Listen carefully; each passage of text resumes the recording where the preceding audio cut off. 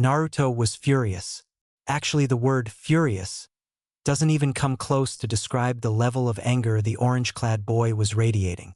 In fact, this specific level of anger probably deserved a word of its own. What on God's good earth could make this boy so mad? Simple, a certain fate-obsessed Hyuga with a superiority complex. Flashback. Naruto was watching the Hyugas in their match at the prelims. Neji charged an almost unconscious Hinata. He was going to end this fight. He was going to avenge his father. He was going to remove this pathetically weak girl from the Hyuga clan and get away with it. It was the Chunin exams, after all. Suddenly his open palm was deflected by a Juken strike. Everyone froze as they looked at the person that had deflected Neji's attack. It was Naruto. Took a whole 10 seconds for this to register in anyone's brain. Naruto, the dead last, used the Juken? Everyone, excluding Shino, looked shocked. And everyone, including Shino, was thinking, how on earth does Naruto know the Juken? How can he even use it without the Byakugan? Naruto simply stared into Neji's pupilless eyes, and Neji found himself wavering under his gaze. He averted his eyes over to Hinata, who was barely standing, and staring in absolute shock at her crush. Naruto then spoke in a voice that demanded respect. He said the match was called Neji. Back down. Now. Neji surprised himself and obeyed the orange-clad boy. Naruto then turned around to Hinata. He walked over and hugged her. On contact, Hinata blushed. He's hugging me. Before anyone could think, what is going on? Both of them were enveloped in a red chakra. Fox's healing jutsu. Naruto said. Hinata started smoking for a brief second, and then it stopped. Naruto turned around and looked directly at the offender. Neji Hyuga, I find you guilty for attempted murder. For this, I swear to you on my Nindo that I will cripple you for life. And before anyone could say anything else, Naruto disappeared in a puff of smoke. Finally, someone spoke up. What just happened? End flashback.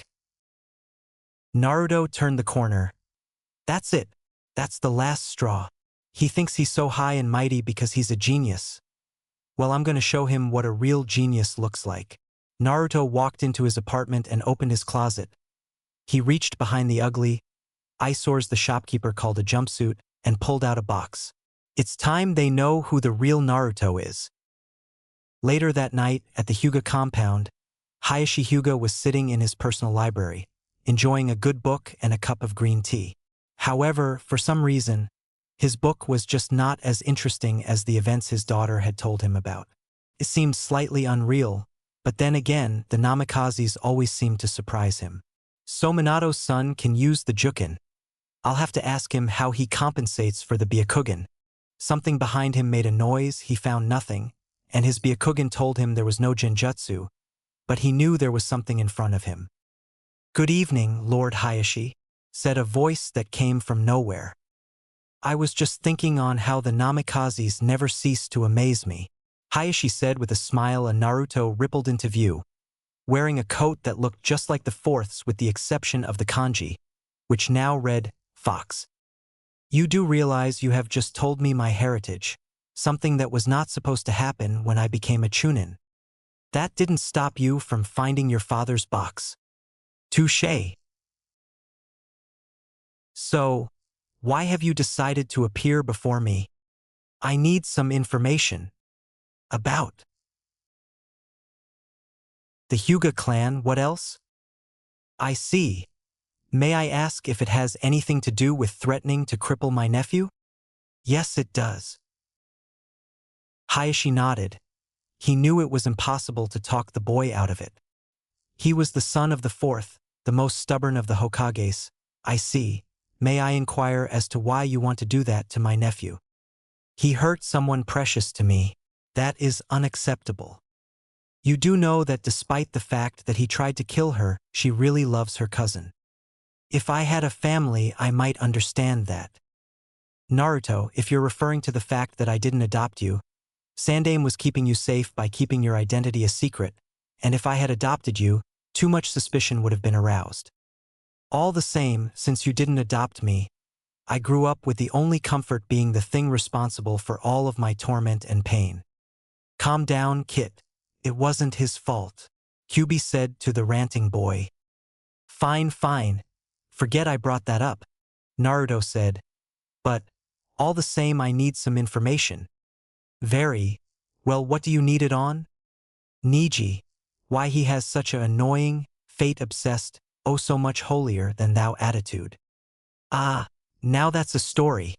Hayashi went on to explain about Niji's father and the history the two brothers had. Naruto remained impassive. When he finished the story, Hayashi asked Naruto, "Is there anything else you need?" "Yes. I'm going to need some of your Jukin scrolls." All right. All right. No objections about the Jukin being a secret family taijutsu. Well, as far as I'm concerned, it will only be a matter of time before you become family. After all, my daughter will definitely accept the engagement to you, and you already know the Jukin, or at least its basics. So you heard about that? Yes, and I must say I'm impressed. May I ask how you learned the style? When you have had a being as old as time locked into your stomach, you pick up a few things. So where did he learn it? He didn't tell me.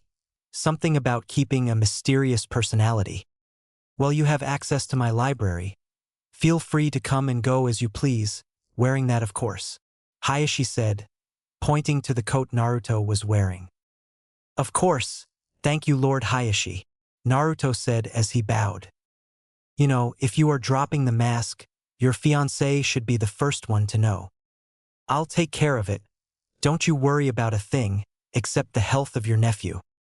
Hayashi sighed as Naruto rippled into invisibility. His father's stubbornness was definitely one of his most prominent characteristics.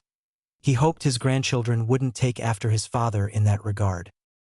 Hinata was walking around the compound in a gorgeous kimono, wondering about her crush. How does Naruto know the Jukin? How did he heal me so fast?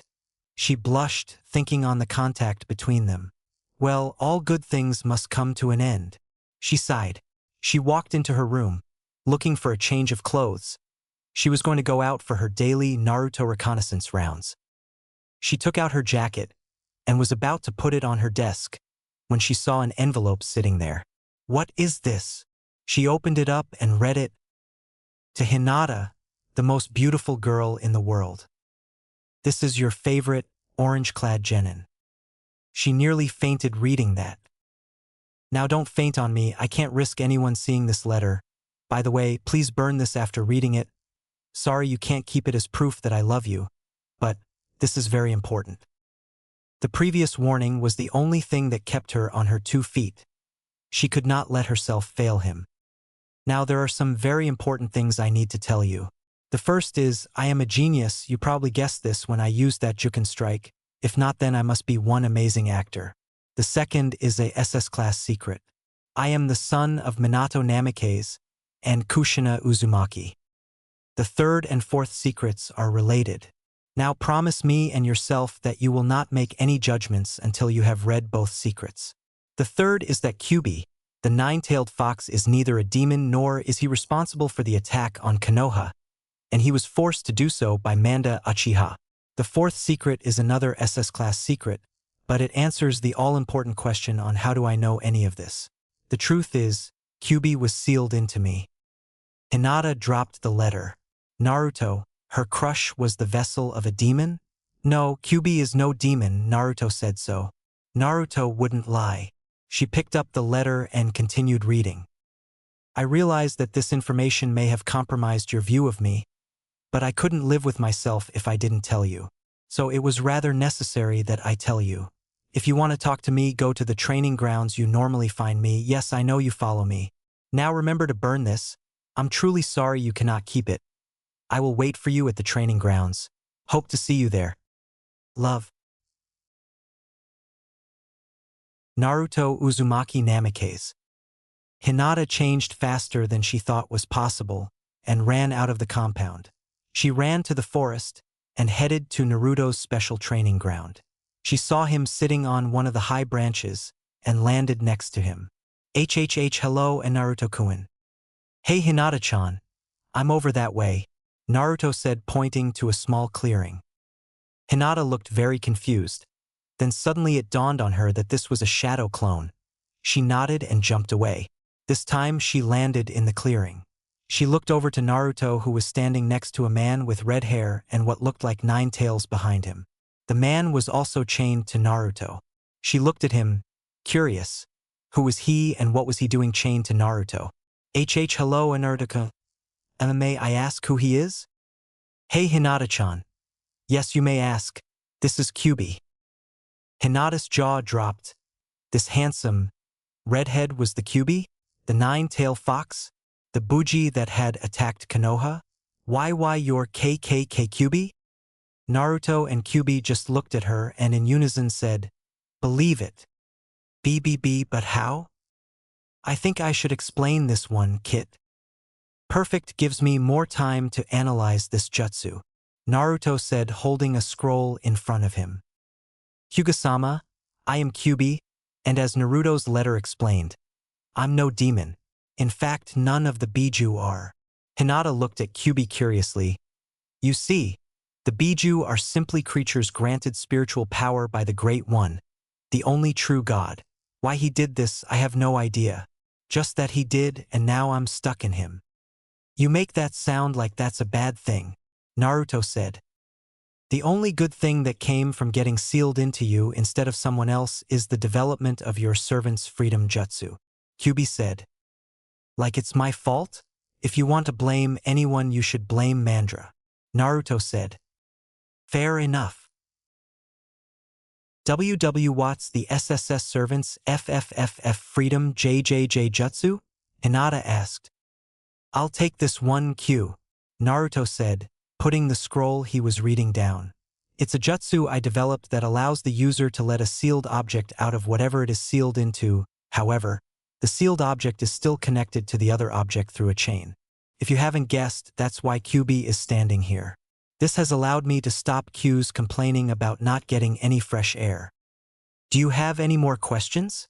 Kyubi asked the Hyuga. How did you learn the JJJJ Jukin? Hinata asked. How does anybody learn any of the taijutsu? Naruto asked back. The Jukin is just another taijutsu style. The only thing that makes it so exclusive to the Hyuga is the Byakugan. Not because it is impossible to use the Jukin without the Byakugan, but because the Byakugan simply makes it more effective. To make up for it, I simply study the human anatomy, rather extensively I might add. Wow, Hinata said, clearly impressed. Yup, he is one amazing kid, Kyubi said. Have any more questions, Hina-chan? Hinata blushed deeply. JJJ, just one. Do you really have to CC cripple Nijinizan? Naruto sighed. I knew it was going to come to this. I wish I could take it back. Hinata-chan, I really wish I could. But a promise is a promise. I will try to find some way around it, but I can't really promise that. I know that sounds lame, but that's the truth. I hope that you'll forgive me, even though I'm asking a lot due to him, he said, pointing to Kyubi. Enin and Naruto-kun, I could Enin and never be angry at you, or KKK Kyubi-sama, you are both very KK kind people. BBB, but please don't be TT too hard on him. I'll do my best, Hina-chan. Alright Q, after we finish studying these we're gonna work on some ninjutsus, and then next on the list is kenjutsu. You got it, Kit. I hope to see you soon, Hyuga-sama. GG, goodbye, Enin and Naruto-kun. I'll see you at the F finals. Bye, Hina-chan. I love you. She fainted. Naruto spent the next 2 weeks training hard. He and Kyubi perfected their chain and sword kenjutsu, which was a mixture between the Demon Brothers' chain attacks, combined with many rather impressive kenjutsu. He also spent some time working on the Kaiten and the other hacks. He even worked on combining the Jukin and the Goken together, and found that after a lot of time it could work. Dubbing the new style Kyubikin, Nine-Tails Fist, he continued to work and fix small flaws which he began to notice were dropping in numbers. Eventually he snuck to Team Guy's training ground and found a way to talk to Guy. He asked Guy to look over the style for him. Guy enthusiastically agreed. All the while he was screaming about bright flames of youth. compelling the youthful Naruto to create a new style. After showing Minato Guy the style, Guy simply hung his mouth open and then after 10 whole seconds said, "If my prize student were to fight against this new style, he would not be able to come back for my teaching." Naruto thanked Guy for his opinion on his style but continued to work on it. He also took out his father's box which held a scroll for his two famous jutsus, the Rasengan and the Hiraishin no Jutsu. After a lot of studying, Naruto realized he may be able to the Rasengan, but the Hiraishin was definitely out of the question. The last week he was going to dedicate himself to seals. The entire time, while working on them, QB seemed distracted. Naruto let it pass by for the first 2 days, but on the third day his patience broke. "Q, pay attention. HHG. QB screamed before he landed face down in the dirt. Naruto went over to the Buji and helped him up. "I'm sorry, Kit. I was just thinking about that Gaara kid." "You mean the sand Jinchuriki?" Naruto asked. "Is there another Gaara in a 4-mile radius?"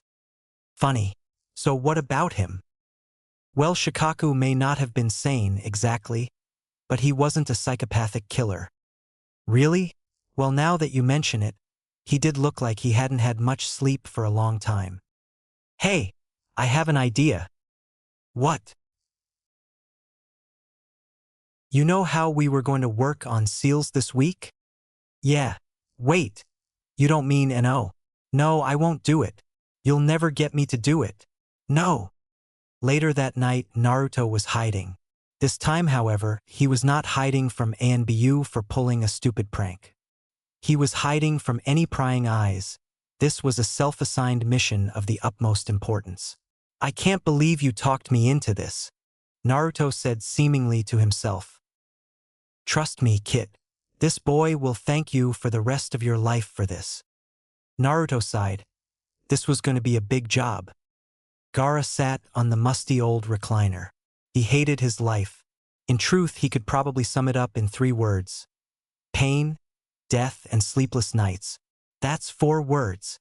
He corrected himself silently. Suddenly there was a shadow in the window. On instinct, the cork on his gourd popped open, and sand spilled down to his feet, only making a tiny rattle once it hit the floor. He waited. There didn't seem to be anyone here. Then he heard it, almost as light as the wind. A single word, floating to his ears. "Gaara." He strained his ears. Maybe he was just hearing things? Or did the wind actually call him by name? "Gaara." There it was again. The wind was talking to him. Maybe all of those nights he spent staring at the ceiling were getting to him. "Gaara, listen to me. There is a boy, just like you. Meet him in the forest tomorrow, and you will find something you have been longing for." "What will I find?" Gaara asked, meanwhile thinking, now I'm talking to the wind. I really must be crazy. Then the wind said a word he thought he would never hear. "You'll find a friend." The next morning Gaara almost dragged his siblings out the door, much to their annoyance. "But Gaara, I haven't had breakfast yet," the puppeteer complained. "Shut up," Gaara mumbled, and Kankuro wisely shut his trap. Gaara led both of siblings to the forest and told them to look for a boy. While both Temari and Kankuro were curious, they did not ask questions and began to search for a boy. Who was he? Didn't ask. Why was he here? Didn't ask. What were they doing looking for him? Didn't ask. And why this couldn't wait until they had eaten? They definitely did not ask. At 10 a.m. everyone was hungry, but fear of Gaara's wrath kept everyone going. Finally they heard a tune being whistled, and everyone jumped to see who it was. They found Naruto sitting on a rock, whistling to himself. Gaara walked up to the boy. "Are you the one who is like me?" Naruto smiled and said, "Yes, Gaara, and I want to help you." Temari and Kankuro were walking back towards town. Naruto had told them to go eat and then wait back at the apartment. Both of them were very confused. Who was this Naruto? And why was Gaara ready to trust him at a moment's notice? None of it seemed right, but Gaara was very firm with backing up the boy's order, so they had no choice but to comply. That did not stop them, however, from making a mental oath. "If anything happens to our brother, we will kill you, Naruto." Gaara sat in the middle of a very well-organized blood seal. His eyes were filled with hope. This boy Naruto claimed he could fix his seal. Naruto explained that he held Kyuubi, and Kyuubi knew Shikaku, and only a deformed seal could make the One-Tail a mass murderer. So he carefully examined the seal, and after 30 minutes of studying did Naruto say he could fix it. Naruto explained that the seal's deformities caused several problems, the first of which was it forced Shikaku to take over as soon as Gaara fell asleep.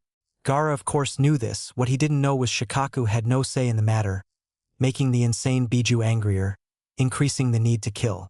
Also, the seal was messing with Shikaku's head, making him a killer.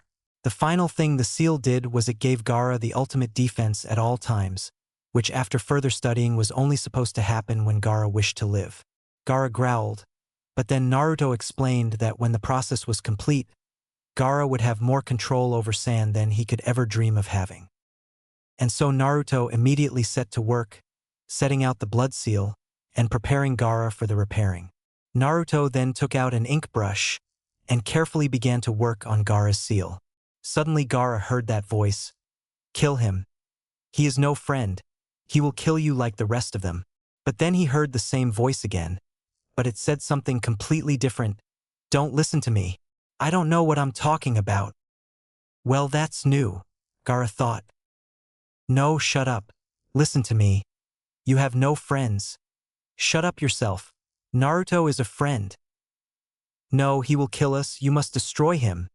If he's going to kill us, then I'm Napoleon." Gaara simply sat and listened to the argument Shikaku was having with himself.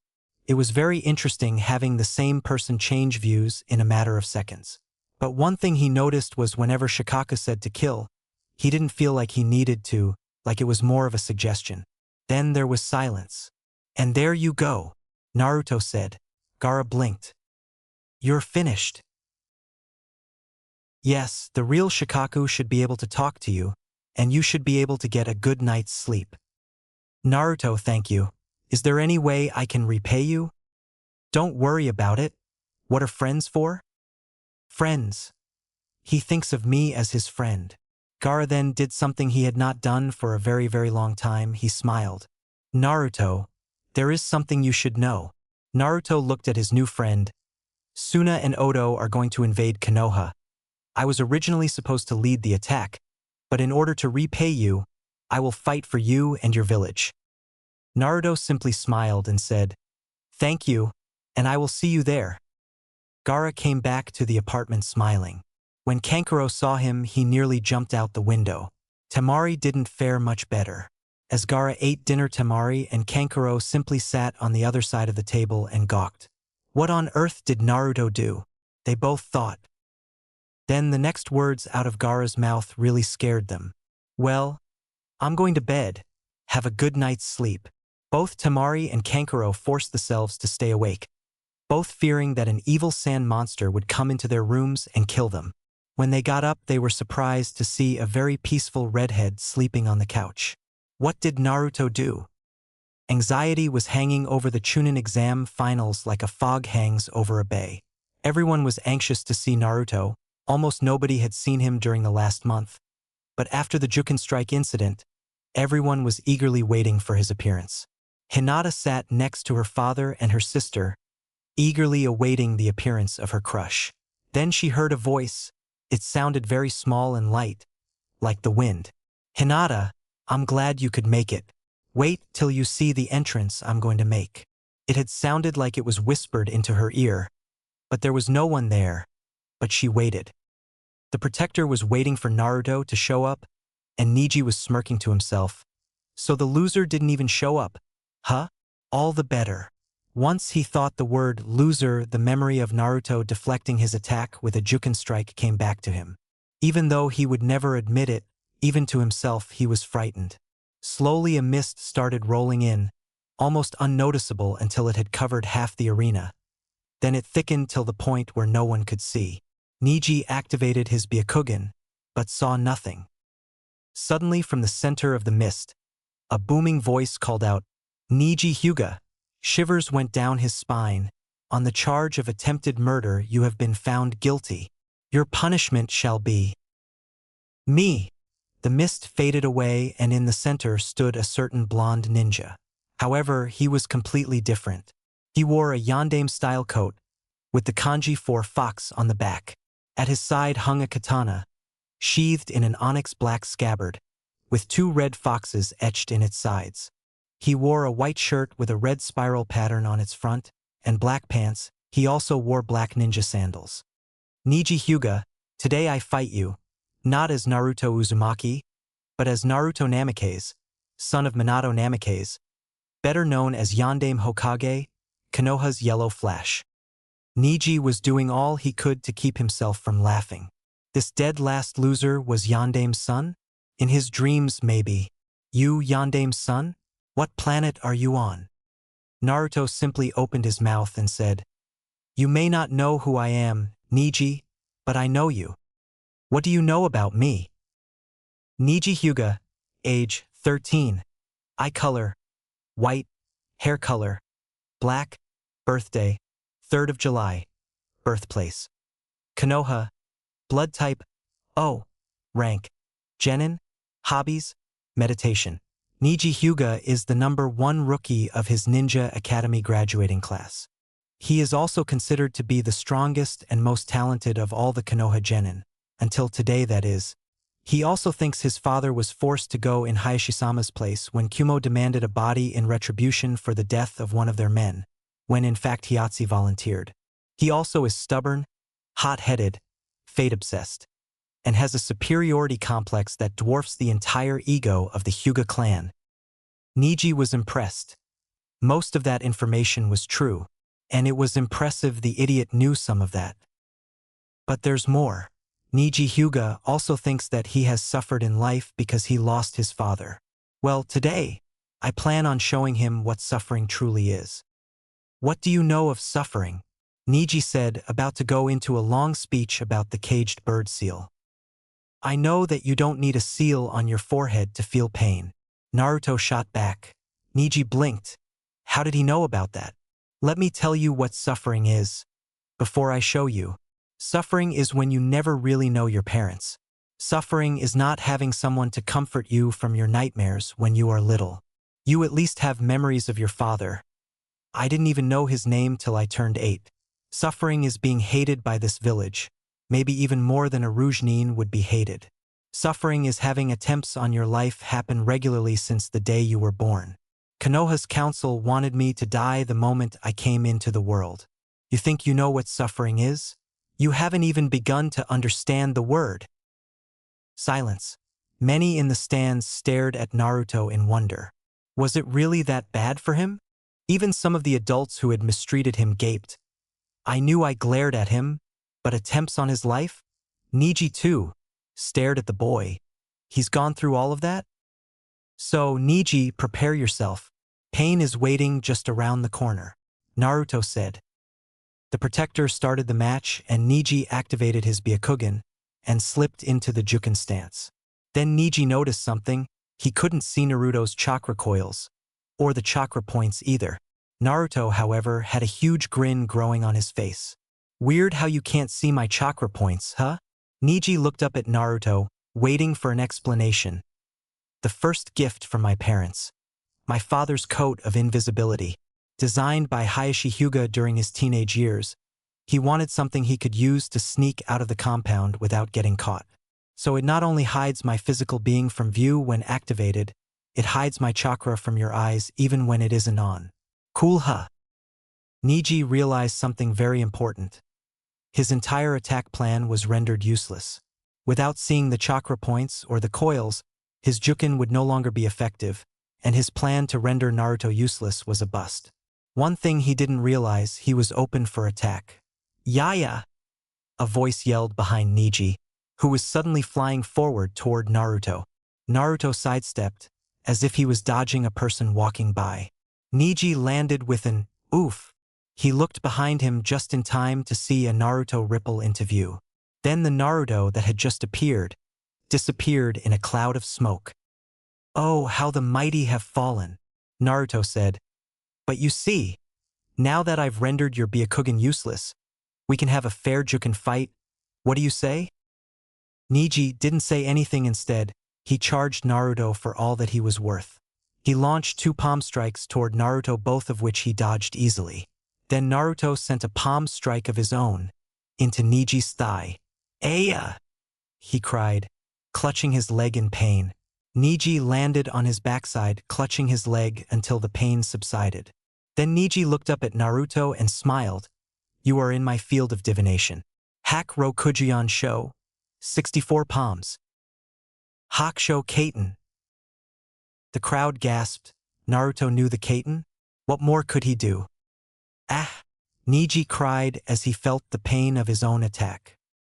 He fell backwards onto the ground.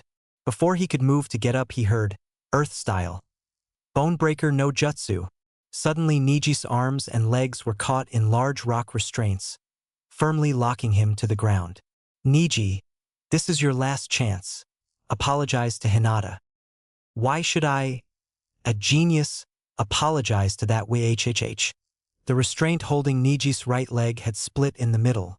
This would not have been so bad if the halves hadn't started moving.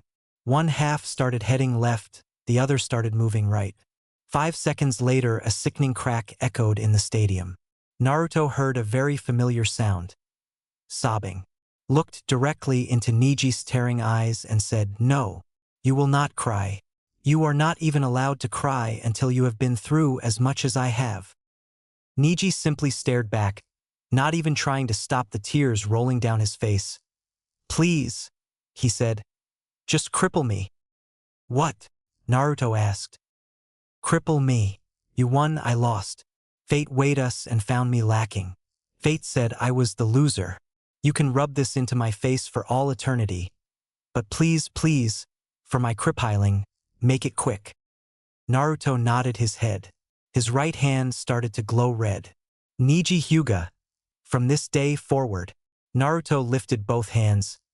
"I, Naruto Namikaze, hereby cripple your hatred."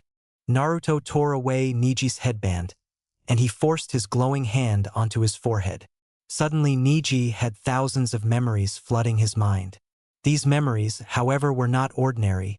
Each and every one of them were devoid of any opinion, completely unbiased. Niji saw his life for what it really was. Niji saw himself for who he really was, and he also found Naruto's description of him as absolutely correct.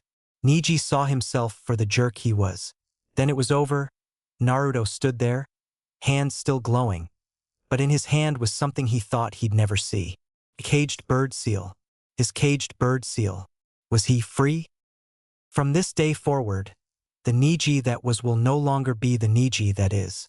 "Will you promise me this, Niji?" "Yes," he said as if in a daze. "I promise you this."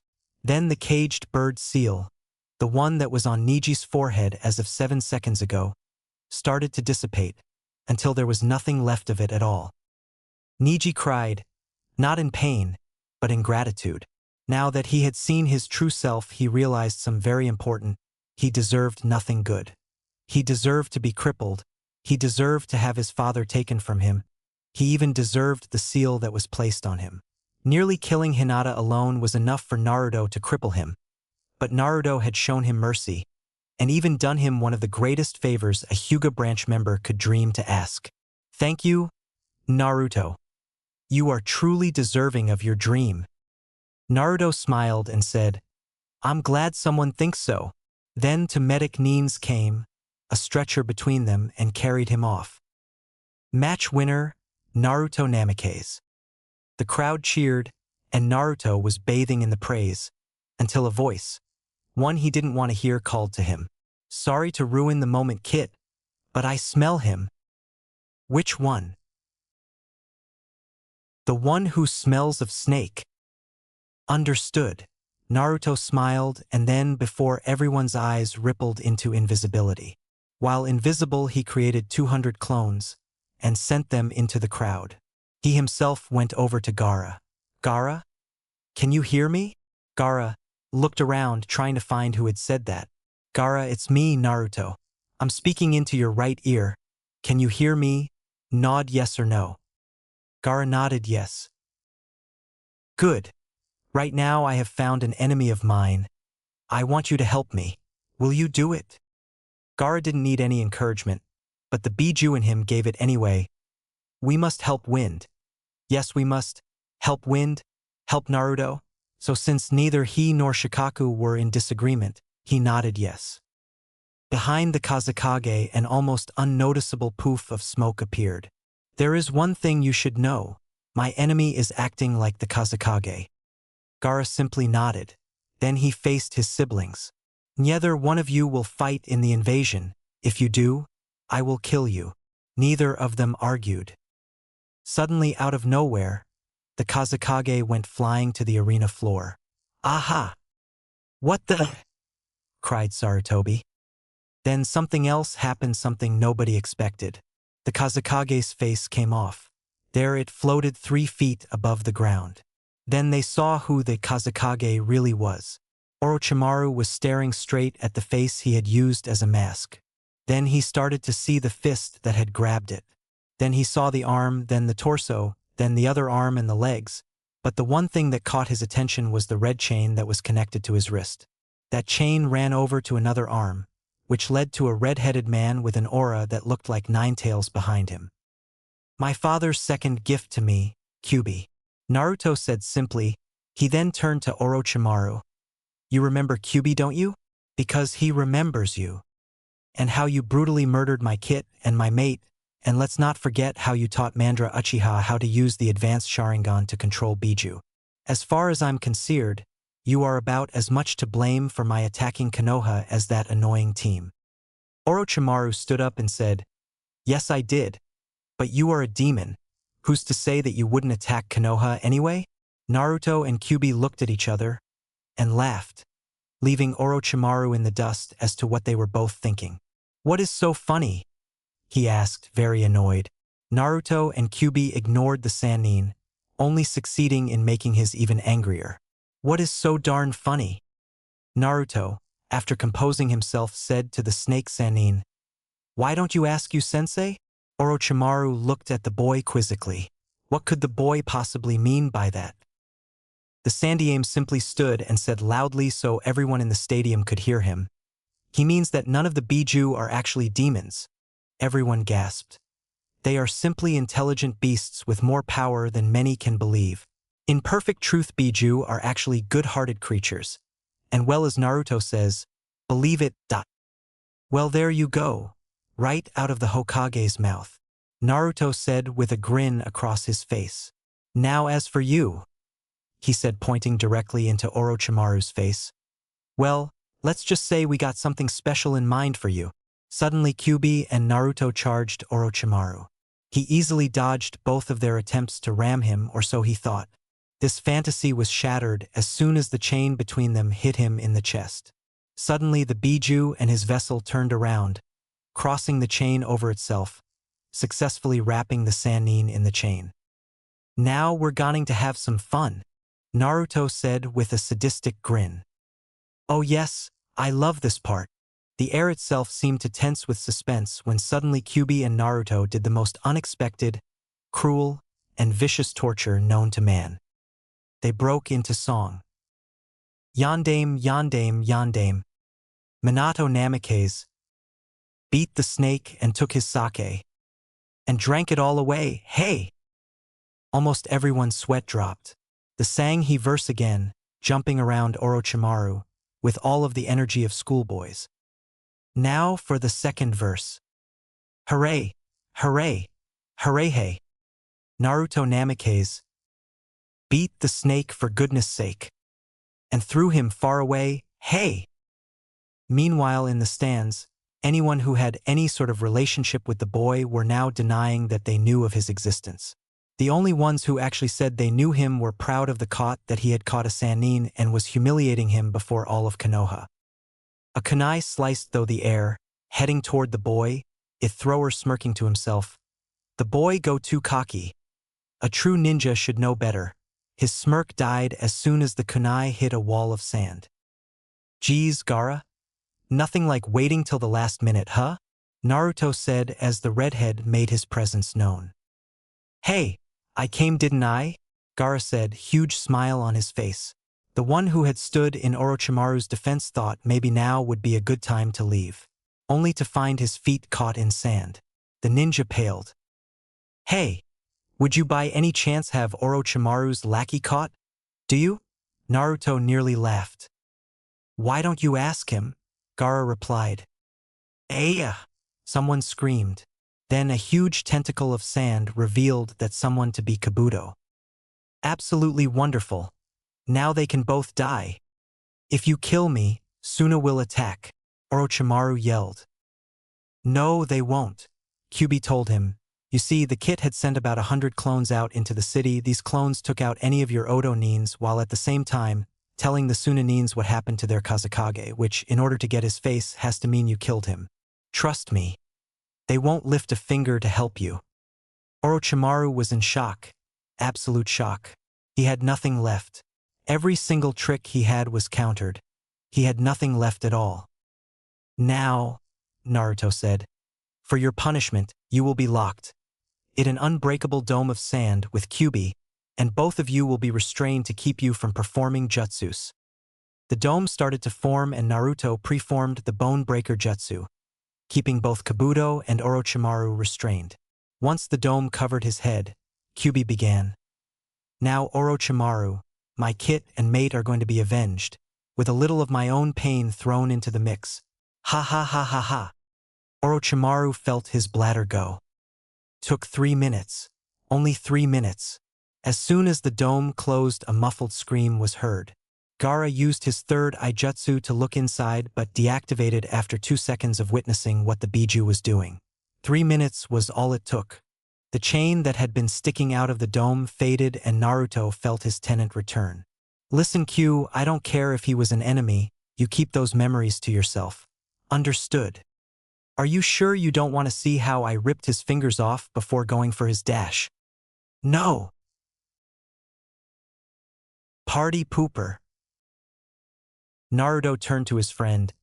Gaara, whatever you do not open that dome. Why not? Gaara asked, unknowingly letting the barrier drop a little. A Jounin tossed his cookies over the side of the arena. Hayashi quickly covered Hanabi's eyes. Hanabi got her sister's eyes while Hinata covered her father's. Gaara. Wah, oh crap. Gaara quickly recovered the gore that Q had left behind. Finally, Naruto turned and said, this proves 2 very important things. Kyuubi could have done a lot worse the day he attacked, and you never, ever mess with a Biju's wife. Sasuke, along with his sensei, suddenly appeared at the arena to find his everyone in a stupor. They seemed to be traumatized by something. Finally, after his appearance was ignored for 3 minutes, he screamed at the top of his lungs. What happened? That was so amazing. No one said anything and kept ignoring him. This only served to make him angry. Finally, Shino, sensing he should calm the enraged prodigy before he did something rash. Naruto revealed himself to be the son of the 4th Hokage, and a genius and stopped an invasion against Konoha. Sasuke looked at Shino like he had lost his mind. Kakashi smiled behind his mask and thought, I knew it. That's preposterous. Have you even met Naruto? He's a baka, a dope. He's dash. He beat the snake Sannin Orochimaru and he's been holding the Kyuubi since he attacked. Also, apparently Kyuubi was forced to attack by an ancestor of yours. And so everyone just believes the dope? He had the word of the Hokage to back him up. If you want to question anyone, question him. Then Kakashi said something Sasuke really didn't want to hear. It's about time Naruto showed his true colors. What? You were in on this too? The 4th was my sensei. He trusted me with some of his secrets, not all mind you, but his son was one of those secrets. So, you knew he had more power than a Sannin and you didn't tell me? He's not that powerful, and of course I knew. Did you really think I would let you go on a C rank when you've only been a genin for less than a single year? Ha ha ha ha. Now Sasuke was absolutely furious. Kakashi had no faith in him at all. Only in Naruto. So you didn't believe in me at all? Just Naruto? Yes. Kakashi said, don't feel too bad, Sasuke. Naruto has been training for most of his life and was a natural at jutsus. It's expected for him to be stronger than most jounin. Oh, you better get down there. They are calling you. Naruto was sneaking again. This time it was around the Hokage's office. He was waiting for the old man to be in there alone. Well, almost alone. Night had fallen an hour ago and Sarutobi was keeping his desk from being invaded by the hordes of paperwork, suddenly flanked by some mission fulfillment papers. Then heard a small voice. Evening Ajizan, long time no see. Would you mind if you can give us a minute alone? Of course, Sarutobi smiled. He snapped his fingers and an ANBU member appeared. Please take your men with you until I tell you to return. The ANBU nodded and disappeared. Now how can I help you, Naruto? Oh, and congratulations on making Chunin. Thank you, Sandame-sama, Naruto said as he rippled back into view. I've come to request a favor. Sakura walked to the bridge. She wasn't exactly as shocked as she was yesterday, but all the same. Naruto was amazing. That pretty much summed up her thoughts for the day. Sasuke sat on the rail, waiting for the team to assemble. Where's Naruto? Asked Sakura. Don't talk about that dope to me again. Ah, what's the matter? A little sour are we? Said a voice almost as light as the wind, when suddenly Naruto rippled into view. Sasuke glared, and Sakura was again shocked. Okay, let me get to the chase. I'm going on a mission for about 4 years, so this is a goodbye. Sakura, truth be told, I never liked you that way. It was part of the dope act. Sasuke, truth be told, I did hate you, but I see potential in you, just need work more. Say goodbye to Sensei for me. You can say to me yourself, Kakashi said behind them. Everyone stared at him. The impossible just happened. Kakashi was on time. Apocalypse. He's on time. Funny. You didn't actually think you could get away with it, did you? Well, I tried, Naruto said with huge smile on his face. Hey, when you get back, I want to fight with the real Naruto. I hold you to that. Oh, and Kyuubi says he's sorry that Yondaime had to resort to that jutsu. All is forgiven, as long as I get to beat him in our fight. Naruto smiled. Sure, I'll see what I can do. Don't you dare. Well, I'll see you guys in 4 years. Bye. Then he suddenly rippled from view. Team 8 met in their usual spot under a large tree. Kurenai, feeling like she needed to be the responsible sensei, was there 30 minutes early. Shino arrived 5 till with Kiba in tow. Hinata arrived at 3 till. Kurenai was about to brief the team about their next mission when an ANBU member appeared. Miss Hyuga is requested at the Hokage's office. Kurenai nodded and told Hinata that she was dismissed. When Hinata arrived, she found the Hokage, her father, and her crush. Hello, Hinata, the Hokage said. Please sit. She did. I'm just going to cut to the chase. You are going on 4-year training trip. Your father has already agreed. You have 2 hours to pack and say goodbye to your team and friends. Your teammates are working on a fence and the other teams are having the day off. Any questions? Hinata looked at the Hokage, looked at her father, then looked at her crush, and one question popped into her mind. WWY is NN Naruto-kun here? That's the best part, Naruto said, a smile playing on his face. You're going to need a sensei, Sarutobi said. Naruto and Hayashi smiled, while Hinata's brain began to put 2 and 2 together. Naruto will be my sensei? Yes. Do you have anything against being with Naruto for 4 years alone? Sarutobi asked. Hinata blushed. Because I can find someone else. And no, Naruto-kun is fine. Okay, your 2 hours began as soon as you leave this room. She nodded and turned to leave. Oh, and there is one more thing. Since birth you have been engaged to Naruto, do you accept this? Before she hit the ground, the word yes had left her lips. Hinata ran down her list of things to do. She said goodbye to all of the girls. She had packed 9 days' worth of clothes. She planned to wash her clothes every week. She had her toothbrush, floss, and 6 extra tubes of toothpaste. She had a crank flashlight and several other miscellaneous items. She also had a bag of cinnamon rolls. She would probably go without them for the whole time, so she had to keep a small stash for herself. She was waiting for Naruto to arrive. She was at the village gate, just waiting. She twiddled her fingers, waiting. Naruto then rippled into view. "Are you ready to go, Hina-chan?" She blushed and nodded. "Excellent. Follow me." Naruto then headed toward the training grounds. After 30 minutes of walking, they came upon Training Ground 44, the Forest of Death. Hinata looked over at her crush, as if asking, "What are we doing here?" Naruto just smiled and walked up to the closest gate. "Yo, crazy chick, we're here." As if on cue, Anko, said Crazy Chick appeared. "Don't you yell at me, Gaki." "Why not? I think killing someone's lifelong enemy earns me bragging rights." "Then brag. But don't yell it out to the world," Anko yelled. Naruto smiled then backed down. Fine, fine. Just show us our new home." Anko mumbled something about annoying brat kids and their annoying brat fiancés, but led them into the forest. She led them deep into the forest, when suddenly they came upon a clearing. The clearing was large and it had a giant stump in the middle of it. Anko handed them a couple of tents and told them they would be living here. "Don't take advantage of her too soon, Gaki," Anko said before disappearing. Hinata was blushing crazily. Naruto ignored it. He looked down at the tent in his hand and threw it away. He went through a series of hand signs and mumbled something. A red chain began to form in the air next to him. As soon as it was 4 feet long, QB started to fade into view. Without saying a word, they went to the stump, and taking out his sword, Naruto began to carve a door in the wood. QB also formed a sword out of chakra and also began to work on the stump. After 30 minutes, Naruto came back out, QB in tow.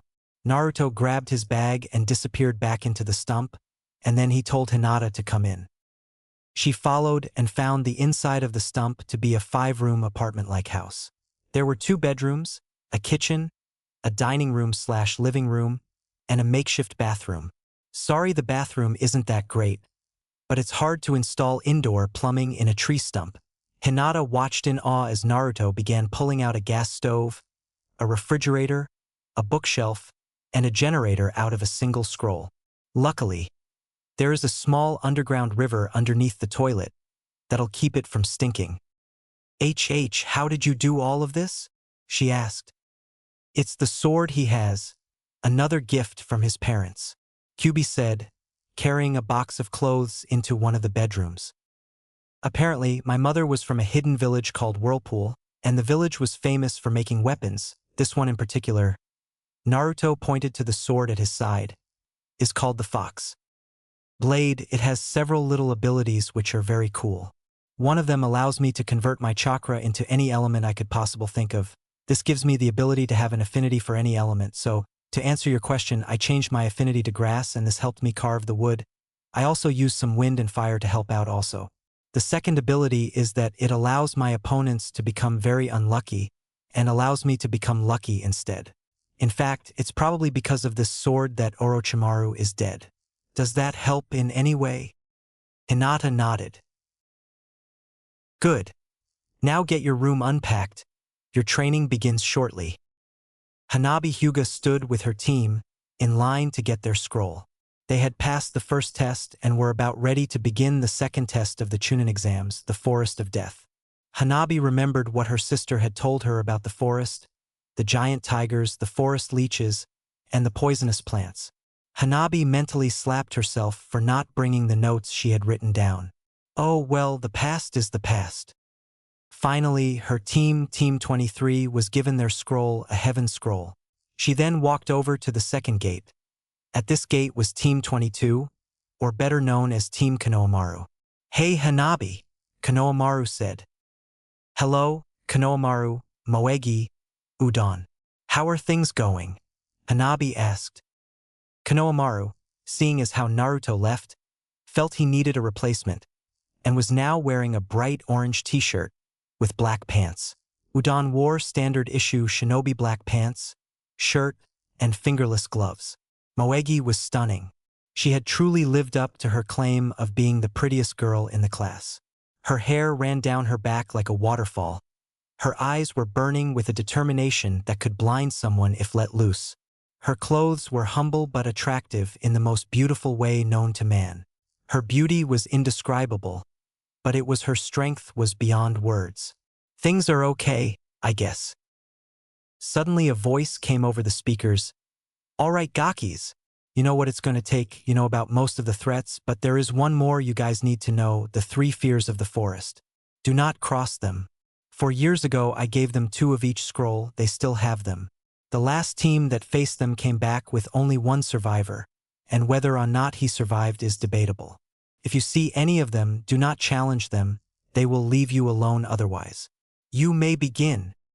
Everyone jumped into the forest, each going a separate way except for 2 teams, teams 23 and 22. Konohamaru had told his team to follow them. He had an idea. At nightfall, Team 23 made a small camp. They would attack tomorrow, when most of the hot-headed ones were tired from the first day of rushing. Then Team Konohamaru appeared. Team 22, we have an offer. Hanabi was either shocked out of reason or her small crush had led her to follow him wherever he went, no matter how stupid it was. They were actually going after the 3 fears of the forest.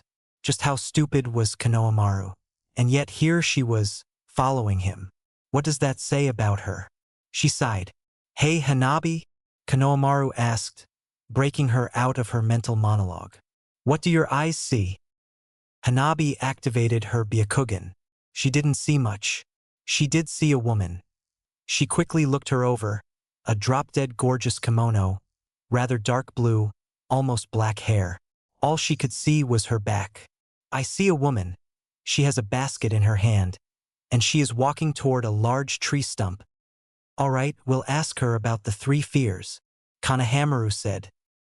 They jumped onward to the clearing where the woman stood. Konohamaru stood up and asked, Excuse me, miss. We are looking for the 3 fears. Could you tell us where they are? Then the sweetest voice they had ever imagined responded, What are 2 genin teams doing looking for them? She asked, her back still turned. Well, we heard from that crazy lady that they had 2 of each scroll, so I thought that if we worked together we could beat them one at a time, so then we could get back to tower because, well, I like that team and they are good friends of mine. So, would you stand by your friends even though you may die? Yes, Konohamaru said, slightly unsure of himself. But what does that have to do with anything? The 3 fears find those characteristics valuable among all else. In fact, because of such characteristics, they may let you live, the woman said. Finally, one of Hanabi team members, a boy named Shinjid, asked, And how do you know so much about them? Because, the woman said simply, I'm one of them. Everyone froze. Suddenly a blond man appeared. He had a sword at his side and was wearing a yondaime-style coat. Underneath that he wore a white shirt with a red spiral design and black pants. He wore a leather wristband on his right wrist, and on his left was a red shackle. I'm one too, he said. The genin slowly backed away. The woman still hadn't turned. Then another man, one with fiery red hair and claw-like nails, appeared in a puff of smoke. He had a foxy grin on his face that looked freakishly familiar, but Konohamaru couldn't place it. And I'm the 3rd. So, the woman said, You have to ask yourself, are you feeling lucky? The woman turned and suddenly all of her thoughts ground to a halt. Hanabi too stopped. Hanabi? Is that you? Hinata Nizan, Hanabi asked. Are you kidding me? Naruto asked. The first genin team who actually has a hope of surviving us happens to be the very one we have to let go. That's luck. Konohamaru's mind suddenly jogged. Boss? Likewise, Naruto's memory jumped. Konohamaru? Moegi's and Udon's jaws dropped. Everyone stared at each other. Team 22, with the exception of Hanabi, was wondering what on earth was going on and who on earth these people were, while Konohamaru, Moegi, Udon, and Hanabi had a sudden rush of memories. Kyubi stood there and finally said, Wow, this is awkward. Silence, finally. At an attempt at conversation, Hinata spoke. So, How's Niji? He's changed for the better. He's straight training some of the kids who never seem to get the jukin. That's nice. So, do you guys want to come inside? Naruto asked, pointing to the door of their makeshift home. Sure, Kanhamaru said. Naruto sat impressed at the two teams that had found them. Apparently, his never back down, fight till you can't fight anymore, hot-headedness had rubbed off on the Hokage's grandson. Fight the fears of the forest? Even though the possibility of doing so was almost non-existent. That's only something he would do. Konohamaru also had turned into Konoha's second biggest prankster in history. Hanabi had become a less shy version of Hinata. Udon had become a less lazy Shikamaru, while Moegi had become a less violent Sakura. Now all they needed was a less arrogant Sasuke. Man, it's like an improved version of our generation. Well, they learned from the best, didn't they, honey? Hinata asked her fiancé. If you mean us, then yes, they did. Naruto gave her a gentle kiss on the lips. Silence. The younger teens found this kind of awkward, and Konohamaru finally asked a question that had been bothering him for a while. So, will you guys give us the scrolls? Hinata looked at Naruto. Naruto looked at Kyuubi. Kyuubi looked at Hinata. In unison, they all said the same word, no. What? Why? Kyuubi spoke up. Because no one in real life would just hand the objective over, you have to get it yourself. Can't you have a little mercy? Moegi asked. Please, boss. Naruto hesitated. They couldn't hand the scrolls over, that's out of the question. But if they had some help in another regard. We'll help you. The genin cheered. But you have to get the scroll yourself. The cheering died. How will you be helping us then? We'll make sure you get to the tower in one piece. We'll leave after lunch. Right now I want some ramen. And with that, Naruto turned to the stove and began a small ramen meal. After Naruto had amazed the genin teams with his seemingly endless stomach, the three fears packed many of their belongings. No point in trying to hide now, Naruto had said. As soon as everything was packed, the little party began its mission. It didn't take long before the first scroll was captured. Hanabi used her Byakugan to see what scroll they had, and then she set a trap for them, much inspired by Team 8's trap that had happened 4 years ago. Team Konohamaru had little difficulty as well. Udon's strategy was beyond sufficient in taking down the next genin team, and perhaps it was the very presence of the fox blade that gave them enough luck to pick an earth scroll out of one of their weapons pouch. Naruto smiled as the small party began to head to the tower. He was coming back to his friends, he was coming back to civilization, he was coming back to indoor plumbing, and most importantly, he was coming back to the world's best ramen, and the village he had sworn to protect. Then the one thing that could dampen his mood came up. Someone was following them. No doubt Hinata and Kyuubi felt it, but they remained completely calm and looked completely oblivious. Naruto opened his mental link with his tenant. Let them attack first. Understood. Hinata had silently activated her Byakugan and was watching the genin as they approached. Naruto's face slowly grew into a smile. This was going to be fun. He touched the hilt of his sword. Crack. One of the unlucky genin that had been sneaking up on the company had stepped on a certain branch. This branch had been the home of a colony of termites. In fact, this branch was near its breaking point. All it needed was the slightest push. The genin fell to the ground with a crash, when suddenly said termites, finding their home disturbed, began their attack on the closest living being. This being was the unlucky genin. Get them off of me. Naruto, Hinata, and Kyuubi all smiled. How unlucky, Naruto said, continuing on his way. Team 22 and 23 stared at the genin who was on the edge of lighting himself on fire to get the termites off, then noticed their bodyguards had just kept walking. They caught up to them, when they suddenly heard, Ketan, Gokakyu no Jutsu. Suddenly, another sound reached their ears, the sound of a genin burning his own skin off. The baka, they heard Naruto mumble. He could have jumped into the pond. Ketan, Gokakyu no Jutsu. Suddenly a huge fireball came roaring toward them. Hinata didn't even turn. Suetun. Daibakufu no Jutsu. Suddenly, a giant whirlpool appeared out of the pond and engulfed the flames. Then the whirlpool kept going and a scream was heard in the distance. For reference sake, this is the Jutsu Kakashi used against Zabuza at the end of their first battle. Hanabi gawked at the new power her sister had acquired. The jutsu she had just used was amazing. Finally, the third genin appeared right in front of the small group.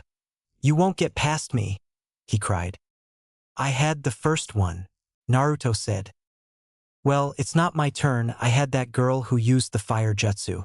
Rather impressive she did that, actually," Hinata said, whispering the last part to herself.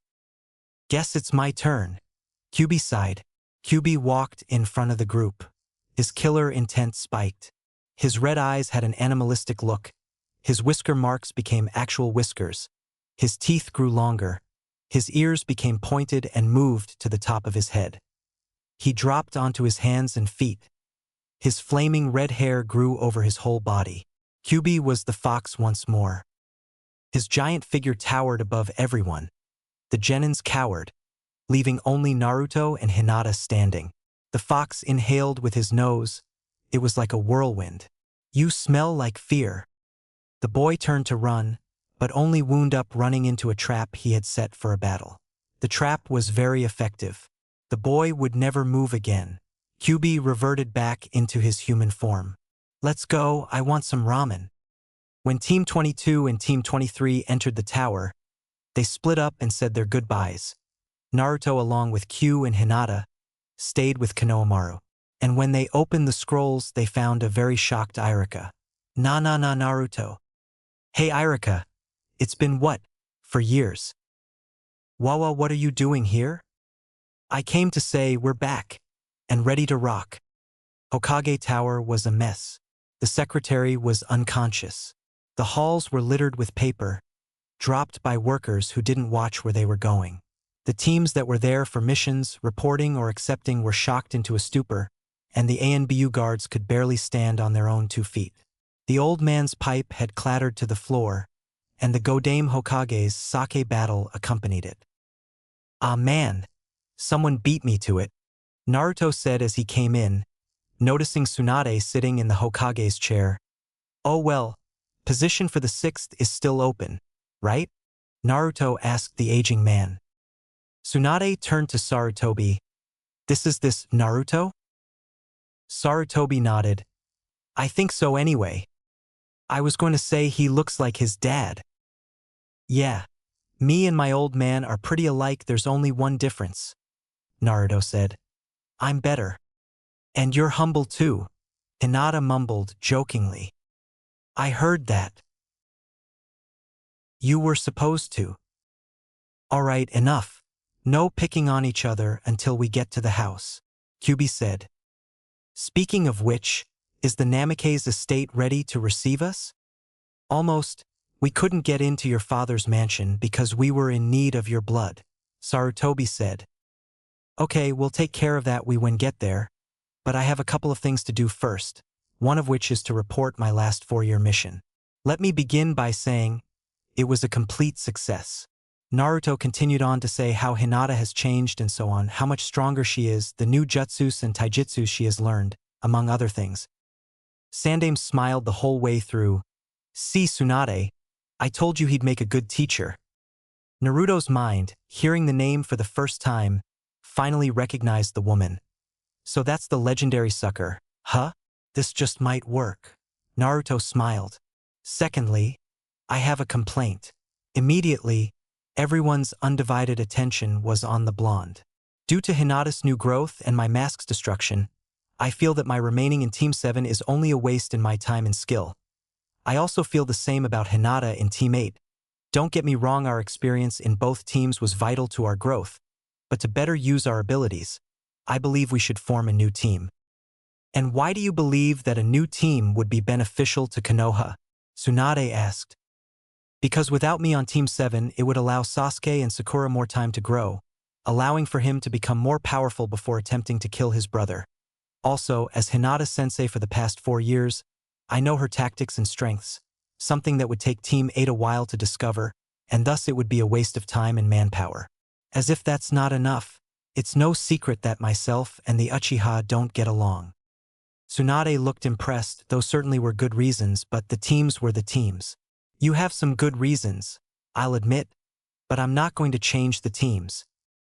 Naruto looked at her, a devious grin on his face. Then how about a bet?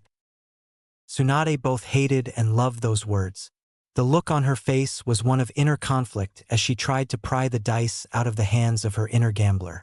What do you have to wager against me, the Hokage? She asked, trying to discourage herself from taking the bait.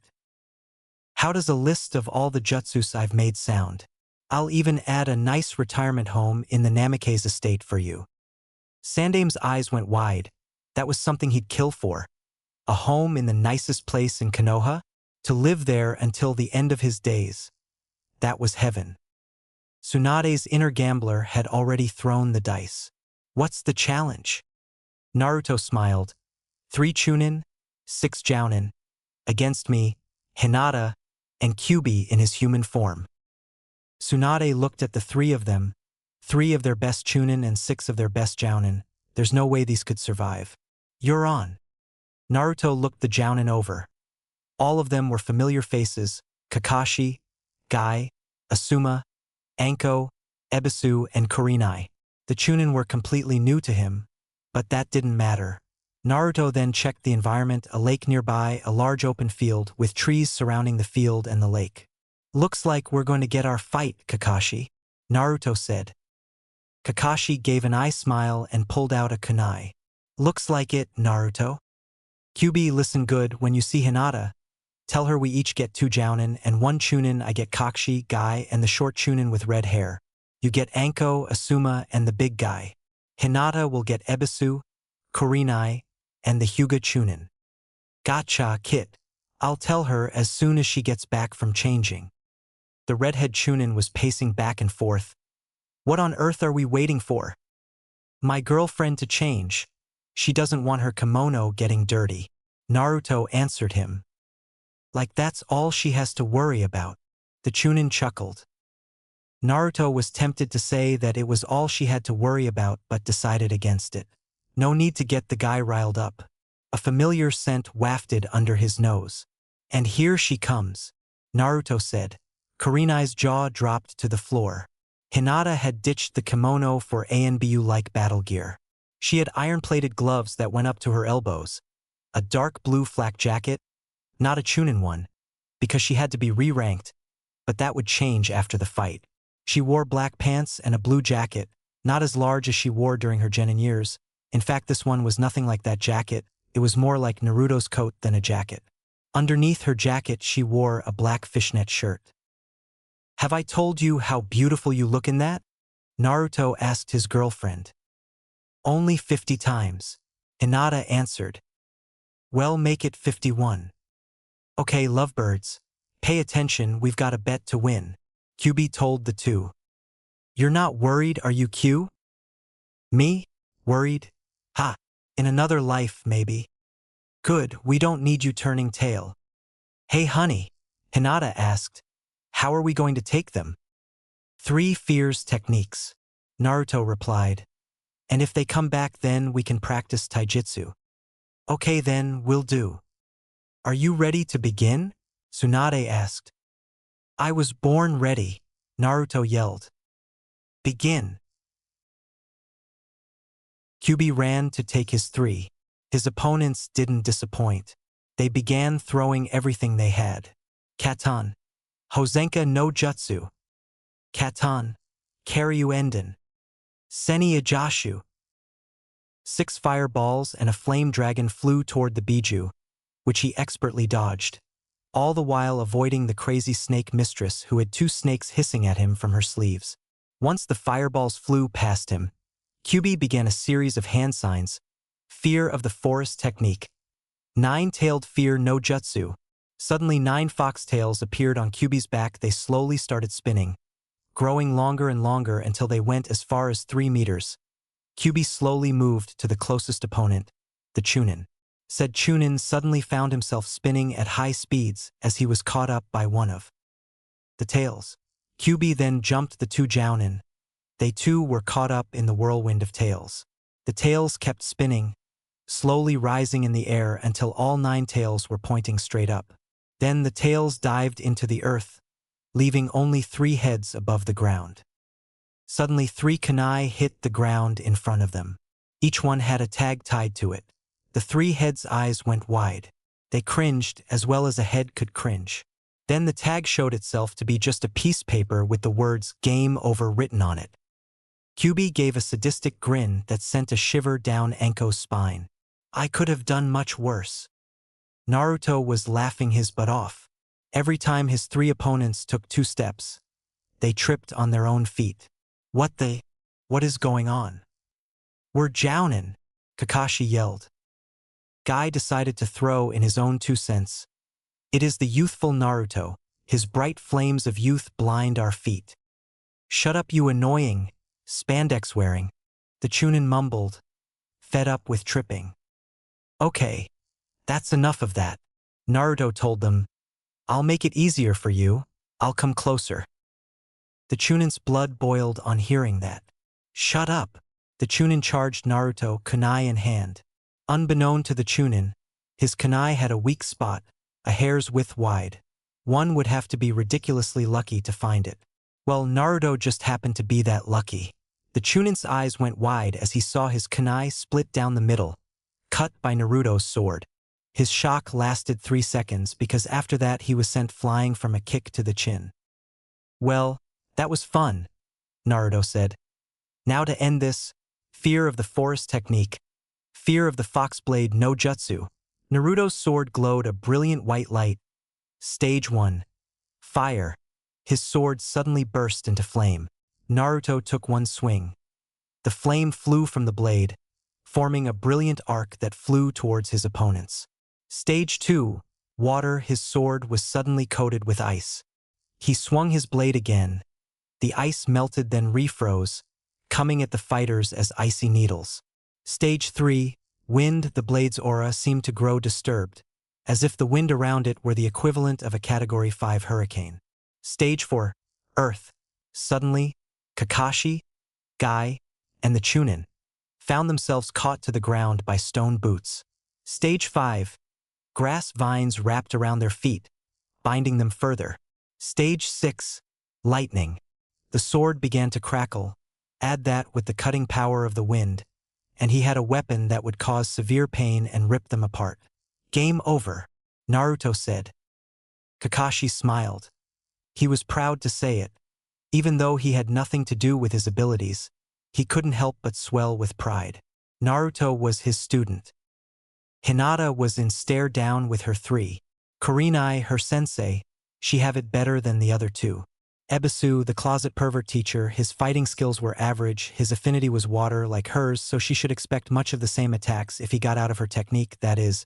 Then the Chunin, he would be unaffected by her technique, but then she could use the Kubiken on him, that would be something, testing the taijutsu on a Hyuga.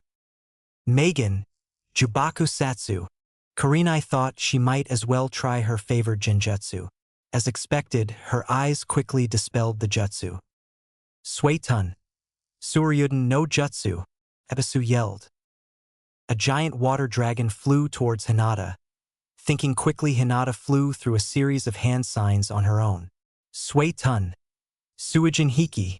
A wall of water flew up, stopping the dragon in its tracks. Then Hinata began more hand signs. Fear of the forest technique. Fear of the moon eyes no jutsu. Ebisu began to charge. Then he saw her eyes. Black like the new moon. Kurenai saw it too. A slither of white grew at the left edge of her eyes. The slither grew until her eyes were pure white, the full moon. Then a black slither grew, and slowly covered her eyes like the white had. Waxing and waning, her eyes flowed through the stages of the moon. Slowly her eyes grew. Nothing existed but those eyes. Months passed. And then years, then decades, finally 10,000 years had passed. Only those eyes were there. Finally one word echoed in the darkness. Gotcha.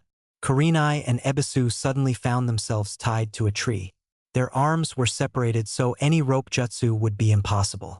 That only leaves you, Hinata said as she turned to the Chunin. He looked up at her and activated his Byakugan. Hinata didn't bother. She simply slipped into the Kubican stance. The Hyugas slowly began to approach. Then Hinata threw a punch, with enough chakra pumped into it to render the Chunin's arm useless. With the Byakugan, however, the Chunin saw the chakra as it came at him. He quickly dodged the punch and rolled backwards, putting space between the two of them. An idea struck Hinata. I've wanted to try this new jutsu and I think you'd be a perfect test subject.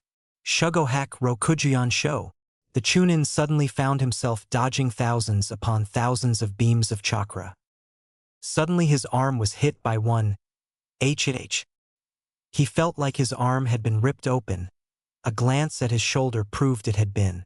Another one hit his leg. Ah! Finally, Hinata stopped firing. She took one look at the wounded Chunin and fired one single shot at his chest. Luckily for the Chunin, it was much weaker than the first ones. He passed out. Hinata walked over and began to look over the wounds her jutsu caused. The damage was good, that meant she didn't need to add any more chakra, but the amount of times she had hit, or rather, the lack of times annoyed her. She made a mental note to speed up the overall jutsu. Finally she stood and looked over to Tsunade. You may want to attend to him. Tsunade finished healing the poor Hyuga Chunin and looked over at the others. They were okay, despite being unable to move due to circumstances. They were beat bad. There was nothing they could do. She looked over to the Naruto and his friends. She had to honor her agreement. Okay, so you win. What are you going to call your new team? Naruto looked to Kyubi, sending him a name idea via mental connection. He nodded. Naruto looked over to Hinata. She shrugged while tilting her head to side. Whatever you want, her body language said. Naruto nodded, then said, We'll call it Team Fox. Naruto had to hand it to them. His parents knew how to live. The mansion, well, actually mansion seems a little small when compared to the giant building they found before them. The one building took half of the Hyuga compound. It had 3 stories and a basement, each one with bathrooms all over the place, probably due to the large size of the house. It had a dojo and artificial hot springs, a medium-sized indoor lake, a bowling alley, and a library filled to the brink with scroll on jutsus. Naruto rubbed his hands in anticipation. He couldn't wait to start. There were 6 different bedrooms on the first floor, 9 on the second floor, and 1 on the third. This happened to be the master bedroom. Naruto reminded himself to ask Hinata on what she thought about sleeping arrangements. Finally, there was the kitchen. It was big. It was large enough that it took more than 10 seconds to cross it. When Naruto opened one of the cabinets, he nearly cried. It was a recipe for ramen. Hinata, after being asked what she thought, felt that it was best for them to sleep in separate rooms. No need to ruin their wedding night just because one or both of them was a little amped up. So they took 2 adjacent rooms on the second floor. After they had gotten settled in, a messenger from the Hokage came by. He dropped off Hinata's new Chunin vest, and Naruto was told that, after he had at least a year's worth of experience, would he be appointed Jounin. Naruto nodded and asked if there was anything else. The messenger nodded and said they would have a week off before their team had their first mission. Naruto told the messenger to thank Tsunade for him and closed the door behind him. Naruto walked into the large living room. It had a huge fireplace off to the side, had 2 couches and a large recliner. To think this is just the one house, Naruto said as he sat down next to his fiancée. We don't even know what there is in the rest of the compound. I know, Hinata said. It's like the whole compound in one house. I'm surprised there isn't a grocery store next to my room. There are grocery stores in compounds? Naruto asked. Only when those of inferior blood open them. But still, that's the one thing that's missing. Ah, well, that leaves one question. What do you want to do this week? Well, I know something I'd like to do. What? Sit here in your arms, Hinata said as she wrapped his arms around her waist. I like that idea, Naruto said. Naruto slowly leaned forward and kissed his beautiful angel. Someone coughed behind them. Sorry to ruin the moment, Kyubi said, but I have to bring up a very important issue. Which issue would that be? Naruto asked. Survival through sustenance. Any and all food your parents left has been expired for the last, 16 years. And don't even get me started on the refrigerator's current state, not to mention the milk. You know what, Kyubi? You make an excellent point. So I'm going to the market and get some fresh food. Hinata, would you like to come with me? Kyubi didn't catch the wink he gave to his girlfriend. Yes, Hinata said. Yes, I would. But that leaves a question. And what question is that? Who is going to make room for the new food and get rid of the old food? Kyubi stated to see where this was going. I don't know, because if I'm going to the market and you're going to the market, we both can't do it. You guys are evil. You know that, Kyubi said before they finished their rhetorical questions. Come on, Hinata. We better go before he starts arguing. Like I can argue with the person that decides whether or not I can sit outside and breath? Kyubi asked to himself, annoyed. He heard the door to the house close. He sighed and walked over to the fridge. He cautiously opened the door. Suddenly, the pungent odor of out-of-date ramen, spoiled milk, rotten vegetables, and moldy fruits filled his sensitive nostrils. Oh, what died in here? His eyes suddenly caught sight of a dead mouse that had unfortunately crawled in there. He was dry heaving it. Here I am, the most powerful of the Biju, cleaning out a refrigerator. The kid was going to pay for this one. Hinata was walking along with her boyfriend, who was carrying a ceiling scroll to fit all of the groceries into. So far she had bought several different foods, including the essentials for ramen and cinnamon rolls. She was just about to get some canned food when she bumped into a young man with black hair. Ah, Gomen, Hinata said. The man turned. No, it was my FU, Hinata? Suddenly it clicked in her head. Niji? Hinata. Niji. What is it, Hinata? Naruto asked. Naruto. Niji. Hinata. Niji. Naruto. Hinata. Naruto. Niji. If anyone had walked by, they would have been just as confused as the three of them were. Okay, let's stop that. My head is starting to hurt, Naruto said. Wow, Niji started. Hinata-sama. Wow, you look. He paused. Niji didn't pause because couldn't find a word to describe her. He had paused because he couldn't use any of those words in front of her boyfriend. Absolutely amazing. That was good, and he wisely decided to leave it at that. Hey Niji, a female voice called out from inside a store. Are you coming in here or Hinata? Here we go again, Naruto thought. Hey Tenten, Hinata said. It's been 4 years? Tenten didn't say a word. She did, however, faint. So that's what it's like on the other end of it. Niji scooted over to Naruto. You better get Hinata out of here before Tenten wakes up, otherwise you'll be stuck here for at least 3 hours, he whispered. Naruto nodded. Hey honey, we better get going. But what about Tenten? I'll take care of her. Don't worry about a thing, Niji said. Well, okay. Just make sure she calls me.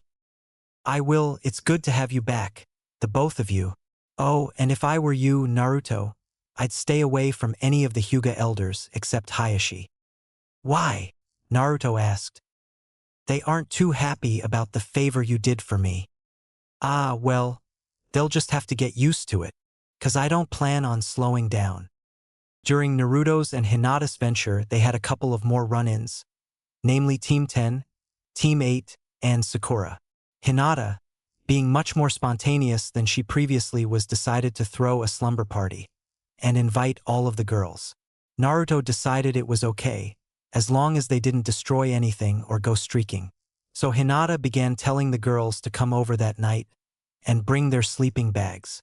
When they got home, they noticed that Kyubi was now standing next to a brand new, two-door refrigerator. "Trust me, getting a new one was a much better idea," he said. "So where's the old one?" Naruto asked. Kyubi thought about telling Naruto about how he took the fridge and used the keton Karyu Enden no Jutsu on it, leaving nothing but ash, but decided against it. "It's at the dump." "Fine. Now, let's get these groceries put away." Immediately, the three of them went through a series of hand signs. Kage Bunshin no Jutsu, 6 Hinata clones, 9 Naruto clones, and Telweave Kyubi clones puffed into existence. "Okay, Q, you and your clones fill the fridge. Hinata, take the pantry. I'll take of the non-food objects. Ready? Go!" Suddenly the scroll that held all of the groceries exploded, not a flaming explosion, but rather it launched everything it held into the air. White, blue, and red blurs jumped into the air, grabbing miscellaneous items, anything from clothes to food. Suddenly all of the blurs jumped to other separate parts of the house, accurately putting each item in its proper place. Suddenly each blur jumped back into the kitchen, followed by a puff of smoke as all of the clones dispersed. What would we do without shadow clones? 10 p.m. rolled by, and Hinata's party room had almost all of its guests. Ino was over by the window, enjoying her time as she brushed Hinata's long midnight hair. Sakura sat nearby, looking through a magazine. Finally, a knock was heard at the door. "Yes? Who is it?" Hinata asked. "Your favorite weapons expert," Tenten said from the other side. "Come on in," Ino said. "Hi guys, what's going on?" "Not much, but things are going to start up now that you're here." "Oh good. I didn't miss anything." Tenten came in and sat down. "So what should we talk about?" Hinata asked. "Well, let's talk about you guys," Ino said. "Which guys?" "You guys, you and Naruto," Ino said. "Yeah, I mean you are lucky you got the Namikaze heir, that's got to be luck. Not to mention he's hotter than Sasuke," Sakura said. Ino looked at her as if she had committed blasphemy. "Well, he is. I've been with Sasuke for the last 4 years. Naruto's hotter." A knock sounded at the door. "Who is it?" Hinata asked. "Here's a hint. I have 2 tails, I'm a fox, and my name's Taratica. I'm not good at making names like those," a female voice said behind the door. "Okay, come on in." The door slid open, revealing a waist-high fox, dressed in a beautiful kimono. "So why are you here?" "Naruto-sama wants to know if you guys would be okay if he took a long walk." "Yeah, I think we can handle anything that comes our way." "Very well, Hinata-sama. I'll go tell Naruto-sama." "Oh, one more thing. Why did Naruto send you instead of coming himself?" Taratica giggled. "He didn't want any of you to attack him because he saw you in your underwear." "Well, I'm going to go. Enjoy your night." The small fox left.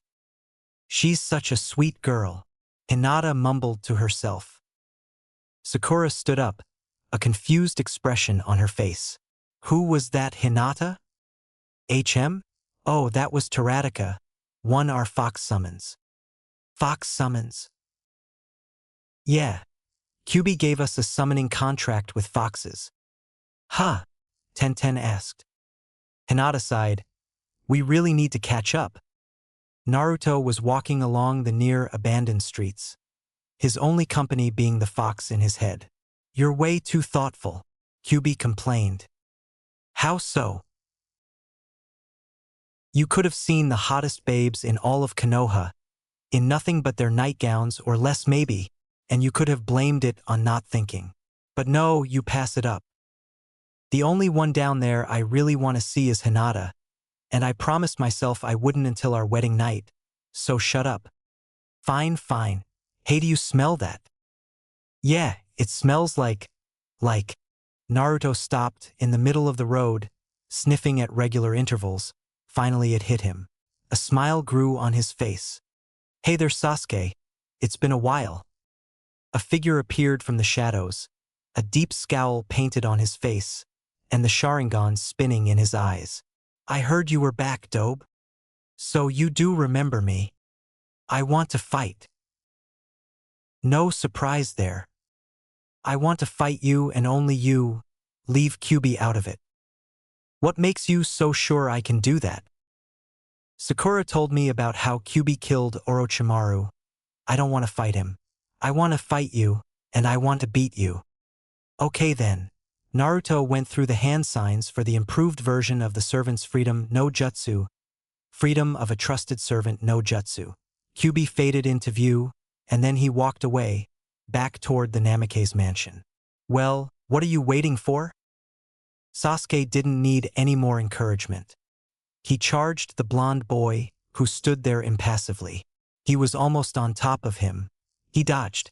Sasuke only saw him because of the Sharingan. Oh, so close. Why don't you try again?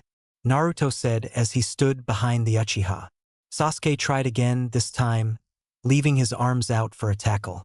Naruto stood absolutely still, and then at the last possible second, he disappeared over Sasuke's head. Man, you just don't seem to get it. You're supposed to hit me. Shut up, Sasuke said as he pulled out a kunai. Careful, don't poke your eye out. Shut up. Sasuke threw the kunai straight into Naruto's face. Naruto responded by catching the flying object with his teeth. Then using his tongue, Naruto flipped it, and then launched it at the Uchiha using his mouth. Came at him surprisingly fast, and Sasuke found that if he didn't dodge that, it could be painful. So that's it? Naruto asked. I thought for sure you could do better. Sasuke felt something warm creep up on his neck. He forced it down. No, not yet, wait for it. Sasuke knelt down and held onto his wrist. Chindori. So Kakashi taught you that, did he?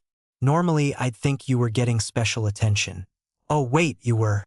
Naruto said as his palm began to hold a massive amount of chakra. Sasuke charged, Chindori forward, but he did not expect what the blonde did next. Rasengan. Naruto forced the spiraling sphere forward, directly into the ball of lightning. Sasuke went flying as soon as the two jutsus met.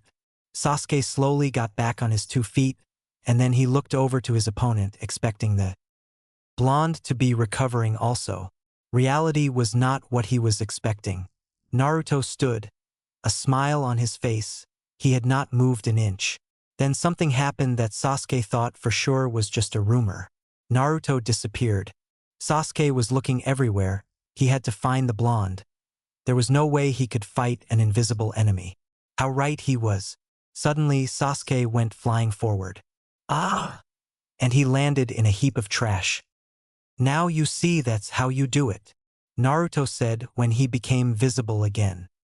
The warmth began to spread again, and this time, Sasuke let it. He could feel the power slowly overtake him.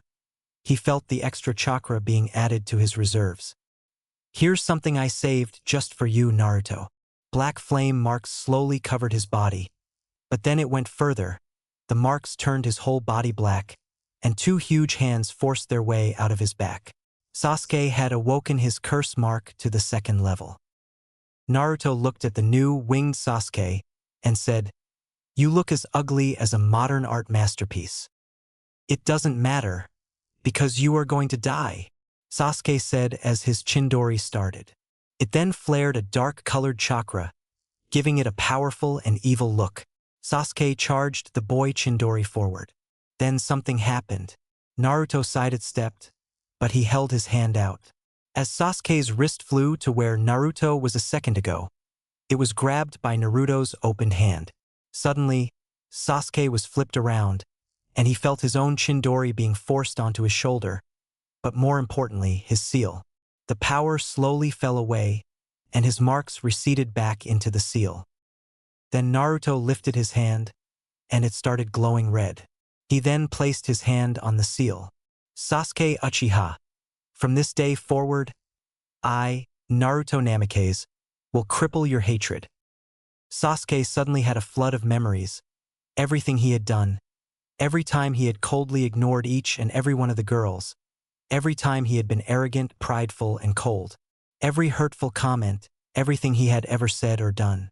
Suddenly Sasuke found himself standing in a spotlight, surrounded by darkness, and in front of him stood an old man and a young man. The old man stood, leaning on an ebony cane, his long white beard almost impossible to find among his long white hair. His face had many deep wrinkles from where 1,000 smiles had sat. The young man had a torn shirt, thousands of cuts on his body. He was in need of a shave and a medic need. Then it hit him, both of these men were him. Wah dash! The old one lifted his hand. I am the Sasuke that could be. The one in desperate need of a razor scowled and said, I am the Sasuke that will be, if you keep living like you are. Then a voice behind the current Sasuke said, one dies a grandfather of 30, the other dies alone, in a ditch at the age of 17. Sasuke turned and he saw Naruto and his future counterpart, the Rokudaime Hokage. One fights to protect those who are precious to him. The other fights with hatred for his brother.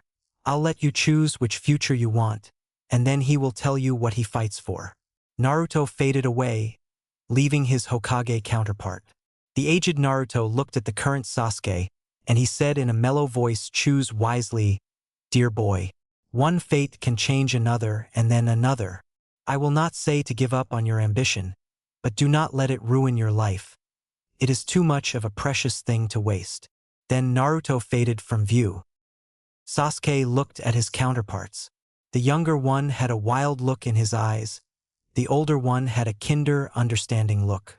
Sasuke stared at them. You, the older one, who do fight for? He was confident in his answer.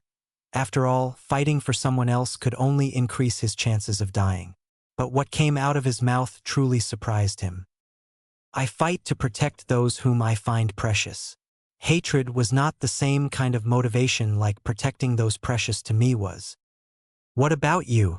Sasuke asked his other self. I used hatred. I killed Itachi. It may have killed me, but I did it. I won. I did it. Ha ha ha ha ha. Sasuke looked at the younger one like he was crazy. Then it hit him.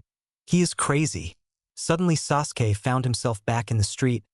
Naruto stood there, the curse mark floating in his open hand, a questioning look on his face. So have you decided? I think I have. And I think Itachi can wait. Well then, I'm glad to meet the new Sasuke, Naruto said as the curse make disintegrated to dust. It was the morning of the 5th day in their week off. Naruto was enjoying the indoor lake, as Hinata used its waters for training purposes.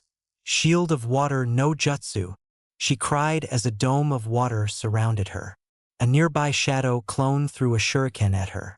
It hit the water, and slowly began to sink to Hinata's feet. Mizu Bunshin no jutsu, Hinata yelled. The dome then formed into a water clone. They both charged the shadow clone, which started to defend herself against the original and the water clone. The shadow clone then destroyed the water clone, leaving nothing but a puddle. Hinata performed 3 cartwheels backwards, giving her enough space to begin another jutsu. Her hands went through the practiced hand signs as she began another jutsu. Blade of water no jutsu, Hinata launched an arc of water toward the shadow clone. The clone jumped over the arc and pulled out a kunai. Encasing ice boots no jutsu, the shadow clone suddenly found herself stuck to the ground by ice boots. Hinata began her second original jutsu, disintegrating water bullet no jutsu. A stream of water launched from the lake and gushed toward the shadow clone. If the clone had been a real person, her torso would have been shredded to pieces. You know, you really should learn some non-water-based ninjutsus, Naruto said as he came onto the synthetic shore. And why is that? Hinata asked as she adjusted her one-piece bathing suit. What on earth would you do if there wasn't a lake nearby? I don't know, bring water with me, maybe? So what, you're gonna wear a water gourd on your back like Gaara? It would ruin your figure. He spread out a towel and sat down on it, waiting to drip dry. Well, what do you suggest? She asked as she sat down next to him. Well, I've taught you the Rasengan, so why not some other Namikaze jutsus? After all, we have a whole library downstairs. You know what? I'd like that. She leaned in and kissed him. Naruto kissed back. Naruto sighed. I love you. I love you too. Hey, I know you've told me 1,000 times, but could you tell me when you first fell in love with me? One more time. Naruto sighed in mock exasperation. Fine. Then he smiled. It was 12 years ago when we first met. Flashback. A young boy was walking along a lonely pathway in the park, his smiling face shining. But it was his eyes that betrayed his thoughts. Stupid orphanage? Can't even tell the difference between a fox and boy. He continued on his way, barely noticing the little girl on the swings, until the scent of lilacs floated under his nose. He turned to see where the smell had come from, and his heart went soaring. Her pale lavender eyes, along with her short-cropped midnight hair, reflected the light in such a way as to make her look like an angel. Naruto turned away. He couldn't afford to fall in love. He couldn't let the villagers hurt someone else because of him, especially for something as trivial as love. Yet, he couldn't stop himself for giving her a second glance. That was all his heart needed. Later that night, Naruto was haunted by dreams of a beautiful girl who smelled like lilacs. After 3 days of these dreams, Naruto couldn't take it anymore. I've got to know who she is, he said to himself that night. He snuck into the library the next night, using the daytime hours to plan his way in, and researched everyone with pale eyes. Here he learned of the Byakugan. After learning of the Byakugan was the Kenkiai Genkai of the Hyuga clan. Naruto immediately narrowed his search to Hyugas. The more he learned about the family, the more he began to love the girl. Finally, after weeks of research, Naruto got a name, Hinata Hyuga. The name itself sounded like a chorus of angels. Flashback end. When I found my father's box, for years later, I discovered in it a letter that said we were engaged. I was ecstatic. The most beautiful person in the world was promised to me, if she would have me. Naruto looked into the lavender eyes. When I first discovered you watching me, my heart started to jump for joy, and I began to love you back with every fiber of my being. But you could never show it because of the villagers. Hinata said from memory, saying the sentence for her boyfriend. No, I couldn't. If you were to be the object of my affections, then if you did the slightest thing wrong against the village, they would want nothing less than your head. So I had to keep them off track, and I began to follow Sakura. When I saw you watching me even after I had went after her, I knew that you really did love me for who I was, and I couldn't thank you more for doing so. Later that day, Naruto, Hinata, and Kyuubi were all looking for some good ninjutsu for Hinata. They began looking at many of the wind jutsus the Namikaze have. Hinata had developed a second affinity for wind during her training with Naruto. This made it easier for her, especially since the Namikaze family jutsus were almost entirely wind-based. Okay, let's try this one, Naruto said as he handed a scroll to Hinata. The Vortex Punch no Jutsu, Hinata said as she read out loud, B-rank ninjutsu that creates a powerful vacuum around the user's fist which attracts any item or person in a 2-foot radius. The jutsu increases the force of the punch, giving the illusion of super strength. It can also be used to grab an item that is just out of reach. Hinata looked over the technical terms, the hand signs, and the needed shape of the wind to create the vacuum. I'll try it out, see how it suits me, Hinata said. Okay then, Q, add it to the list, Naruto said, and then he turned to his fiancée, another scroll in hand. How about this one? He asked, handing her the scroll. Kaze no Yaiba, A-rank ninjutsu. This jutsu creates a blade out of wind which, being wind, makes it impossible to block. However, unlike the Kamaitachi no jutsu, this jutsu requires no tool. This one sounds very promising, Hinata said as she looked it over. Do you think that's enough? Naruto asked her. It better be enough, Kyuubi said. Naruto and Hinata both looked over at him. He had 10 scrolls piled in his arms. Yeah, I think it's enough, Hinata said to him. Good. I'll see you tomorrow. I'm going to bed. Hinata looked at him with a confused expression. Naruto replied by simply pointing to the clock he had set up in the room. His face read 10 p.m. Already? She asked herself. Over the next 2 days, Hinata tirelessly trained with her new jutsus. At the end of the second day, she had decided to keep 4 of them. The Vortex Punch, the Kaze no Yaiba, the Whirlwind of Kunai, and its more powerful sister jutsu, the Great Whirlwind of Kunai. And then the Hokage called them to her office. Kyuubi, Hinata, and Naruto dressed in their ninja gear, each with a kunai holder filled to the brink with weapons, and the fox blade at Naruto's side.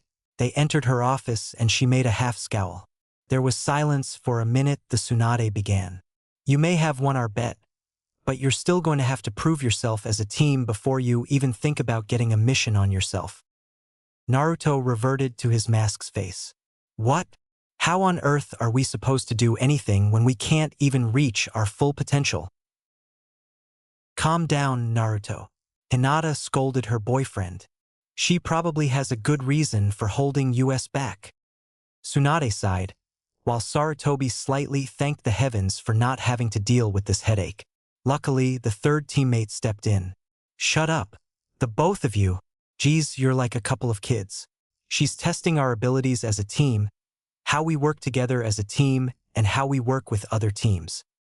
The 2 teammates looked at each other, and then at the reigning Hokage, who simply nodded. Apparently, you're the brains of the team, Tsunade said to Kyuubi. Kyuubi smiled and replied, I like to think so anyway. Okay, so who are we paired with? Naruto asked, deciding to go along with the idea. You're going with Team 8 on a C-rank reconnaissance mission. Okay, so where are they? They'll be here shortly. Naruto got a huge grin on his face. Then would you mind if we disappeared for a sec? Kiba walked into the Hokage's office. He was barely there as he listlessly listened to the Sannin. Then something caught his attention. Your team will be paired with the newly formed Team Fox, who have disappeared for a second but will be back shortly. As soon as she said the words, the office was covered in smoke. A howl sounded in the distance, when suddenly, a horse-sized 6-tailed fox appeared. He gave a loud roar, which nearly deafened everyone in the room. Then they heard a crazed laughter. They looked and saw Naruto riding on its head, laughing his head off. Suddenly, behind them, they felt a huge release of killing intent. They turned and saw a huge image of a 9-tailed fox. Shino turned back just in time to see their late teammate step out of a lilac blossom. Was that short enough, Hokage-sama? Naruto asked as the fox he was riding disappeared in a puff of smoke. Very impressive, highly original. Don't do it again, Tsunade said. Hey Q, Hinata asked as the boss fox walked over. You really need to go last next time. Only one of them barely saw my entrance. Well, excuse me, Kyuubi said, sarcasm dripping from his voice. Hinata let it drop and decided to say hi to her former teammates. Hi Shino, Kiba. It looks like we'll get a couple of more missions together. Naruto looked at them, evaluating them. Shino would be okay to work with, he was cool and level-headed. Kiba, on the other hand, would be impossible. There's no telling how he would act, especially if he was still sore after the Chunin exam prelims. Oh well, I'll just beat him again if he's too much trouble. Akamaru and Kyuubi were acting like the canines they were and sniffing at each other. Thankfully, Kyuubi at least had the decency to change into a smaller version of his fox form, so it didn't make it look too weird.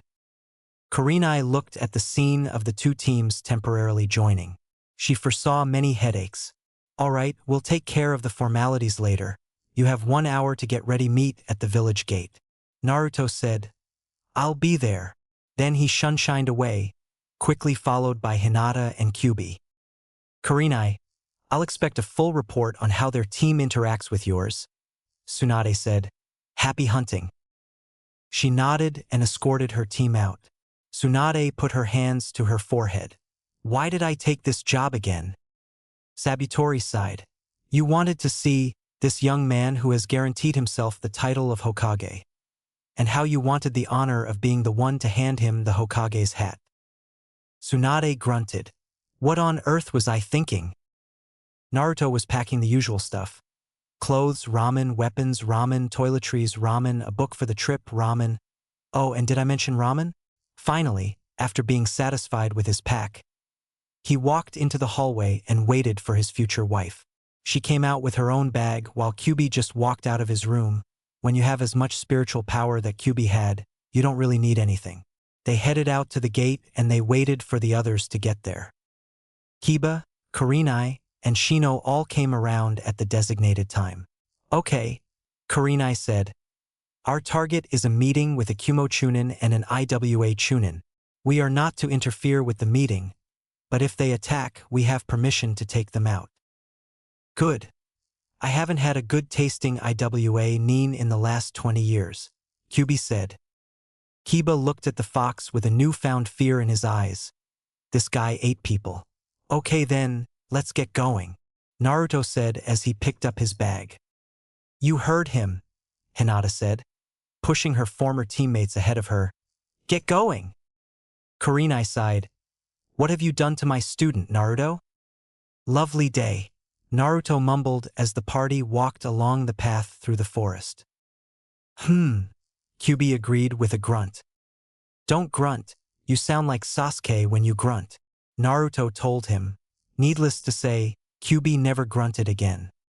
Hinata, meanwhile, was keeping a love-struck Kiba at bay. Come on, just one dinner? We don't even have to call it a date. No. Please.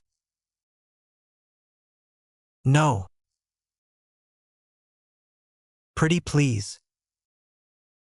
No. Oh, come on, please? For the last time, no. Why not? Hinata sighed. You are aware that I'm engaged to Naruto, right? Kiba looked like the world had ended right there. Huh. I'm engaged to Naruto, have been since birth. Oh. Hinata smiled at him. Don't worry. I'm sure you'll find a nice girl one day. It just won't be me. Hinata went up to catch up with her boyfriend. I told you she wouldn't go on a date with you, Shino said to Kiba. Shut up, bug boy, Kiba growled. Even though no one could see it, Shino was smiling underneath his large coat neck. It wasn't long after Kiba realized his love interest can't and wouldn't give him the light of day. He began a rather one-sided, if that, contest against Naruto to outdo him in any way, shape, or form. Kiba threw a kunai at a nearby tree branch and clipped off a leaf. Beat that, fox boy. Naruto looked at him. What did you do? Kiba's sweat dropped. I hit a leaf off a branch with a kunai. Only one? Ha! Naruto lazily threw a kwani up into the air. It whizzed past a couple of branches, then stuck itself into a tree branch. Naruto made a shadow clone and sent it after the knife. Once the clone returned, he lifted it back up to reveal 5 leaves pinned to the tip. Like I said, only one? Kiba shut up and began to look for something else he could try to outdo Naruto in. Meanwhile, Kyubi and Akamaru were discussing how some humans the most impossible beings to deal with. Needless to say, they both agreed. Later that night, as the party sat around the campfire, Kyubi served dinner. It was enjoyed by everyone, except Naruto and Hinata, who lovingly shared a cup of, I'll give you 3 guesses, ramen. Kyubi's dish was a fillet of some kind of meat, some vegetables, and rice. They sat down and thanked Kyubi for the dinner, while trying to ignore the slurping/eating/kissing of the couple over to the right. They enjoyed their meal greatly. Hey Kyubi, asked Kiba. What is this? Kyubi got a big smile on his face. Well, it's a secret kitsune recipe. It's rice, carrots, celery, and dog meat spiced with dash. Kyubi was suddenly interrupted by Kiba trying to spit the food out as fast as possible. Ack. Ah, puffed. Get it out. Puffed. Get it out.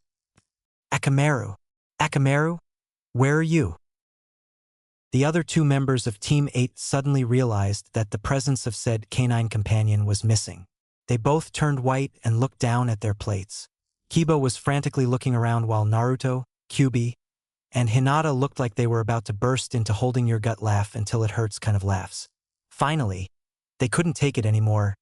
Ha ha ha ha ha ha ha. Oh, that's rich. Ah ha ha ha ha ha ha ha ha ha ha ha ha ha ha ha ha ha ha ha. Kiba was about ready to pound them. He grabbed the laughing Naruto by the collar. What's so funny, Namikaze? It's haha, it's not dog meat. Ha! We played a joke on you, Kiba, Hinata said as she picked herself off the ground. BBB, but where's Akamaru? He's under the kit's coat, Kyuubi told them. Naruto then explained his words by deactivating a section of his coat that wasn't there before. Under that section of the coat was a large bulge, which walked out from it to reveal the large dog. Then slowly the new section of coat receded back to the main body of the coat. They looked at Naruto confused. The coat can change to my likening when I pump enough chakra into it. Rather nice feature, actually. Well, I'm going to bed now. He stopped to kiss Hinata before going into the tent. Good night, my angel. The next day went much like the first. Kiba was trying to outdo Naruto and failing. Shino was enjoying watching his teammate fail so miserably, while Kurenai watched and took note of Hinata's changes. At lunch, Kiba barely touched the food Kyuubi prepared and went to hunt for his own. After lunch, they began their travels again. Halfway between lunch and dinner, Kurenai gave a hand signal. All of the teens that had been on Team 8 nodded, and Hinata whispered something into Kyuubi's ear. He nodded and sent a mental message to Naruto. We are approaching the target. Proceed in silence and with caution. Naruto did so. They silently approached. Hinata had her Byakugan active and was no doubt scanning the area. Kiba, Kyuubi, Akamaru, and Naruto were all sniffing the air, while Shino had sent some bugs forward. Naruto found a scent and began to cautiously follow it. Soon he was followed by his fellow sensitive smellers. They found 3 Kyumonins standing in a clearing. Kiba whistled the song of a sparrow, and soon Shino, Hinata, a Kurenai appeared next to them. Soon 3 IWA Nins appeared, coming out of the tree line. You better have a good reason for this as a meeting place. One of the IWA Nins complained to a Kyumonin. Shut up. Do you want every Konoha Nin to hear you? Now come over here and I will tell you the plans. The 2 Nins approached each other and began whispering to each other. None of the Konoha Nins could hear them. Then suddenly Naruto rippled into invisibility. Hinata smiled and relaxed. Her man would get the information. Suddenly, the IWA Nin back-fisted the air next to him, and Naruto, suddenly becoming visible, went flying to the ground. Impressive, Naruto said, lying there. How did you know I was there? I felt your footsteps. Now prepare to die, the IWA Nin said. Then Naruto stood up, revealing the coat and his other attire. The IWA Nin froze, recognizing the coat and the blonde hair. Why yandame? Naruto smiled. No, I'm much worse. Naruto then formed one of the jutsus that all IWA Nins feared. Rasengan. The IWA Chunin had 1 second to think before his chest became nothing but dust. Now, who's next? Naruto asked. The IWA Nins broke for it, only to be intercepted by a 7-tailed fox with a huge sword. The last thing they did was scream. The fox came back into the clearing, carrying the heads of the IWA Nins. Thank you, Cloud. Cloud is owned by Square Enix, not me. Cloud grunted and disappeared in a puff of smoke. Naruto turned to the Kyumonins. Now, one of you gets to live. The other 2 will die a horrible and painful death. If you answer my questions to my likening, I may change my mind. Which one of you would like to answer my first question? The Kyumo Chunin charged, only to be caught in 2 rock-foot restraints. Okay, you'll be a good candidate. What is your rank? The Kyumo Nin glared at him and began some hand signs. He never got to finish. Naruto shot him with a bolt of lightning chakra, knocking him out. Naruto looked at the other 2 Kyumonins. So no one's going to talk? I guess I'll just have to kill you after the integration specialist has had his way. Both Kumonins were suddenly knocked out, and the last thing they saw was a puff of smoke and a very scary man coming toward them. The three Kumonins woke up in the most uncomfortable position, upside down. Naruto walked up to them, a shadow clone in his presence. So you've returned to the land of the living. How unfortunate for you. The shadow clone spoke up. Since you guys woke up early, I guess I'll have to introduce you to the replacement interrogation specialist. The clone motioned to his real self. And here he is. The clone dispersed and Naruto got a sadistic smile on his face. Team 8 Akubi were sitting around the campfire, eating and listening to the bone-chilling screams of the Kumonins. Kiba shivered as another scream echoed through the woods. Geez, what on earth is he doing to them? Hinata drank a small cup of tea as she listened to her teammates' question. The Namikazes were excellent interrogation specialists. Naruto is simply reviving his clan's ideas, and as soon as I'm married to him, he'll be reviving the clan physically. Another scream. In fact, I remember one time where he created his own technique for torture. What happened? Kiba asked. Well, first let me begin by telling you that Naruto developed a new taijutsu, the Kubiken. Kubiken is like the Juken with Goken mixed together, so you have powerful Goken punches combined with the Juken chakra injection technique. Now that you know the history, it's time for the story. We were in the Forest of Death during our 4-year training mission and some idiot genin came at us looking for the scrolls Anko gave us. One of them had the nerve to hit on me. Hinata smiled at the memory. Naruto was so mad, he used a Kubiken strike to the guy's goods. And, if I believe correctly, there was so much chakra pumped into that attack they exploded. Kiba blinked. What exploded? He asked, wondering if he heard that right. His family jewels. A really high-pitched scream echoed amongst the trees. Kiba, if I were you, I thank heaven for being my teammate. Anything less and, well, let's just say your love life would have been very boring. Kiba took her up on that. All right, I'll talk. One bloodied Kumo-nin said, please no more. One of his teammates, who had just recently lost the ability to speak, nodded and mouthed the word please. The third was in too much pain to think and simply rolled on the ground whimpering and holding on to the place where a very important part of his anatomy had been. Naruto looked at them. Okay. See you in the morning. They were all hit with a lightning bolt, and then they went unconscious. Naruto walked back into the camp. Kyubi, heal them enough so they stop bleeding. Cube nodded and went over to Naruto's handiwork. Said blonde-haired ninja sat down and said something they never would think of asking after doing what he did.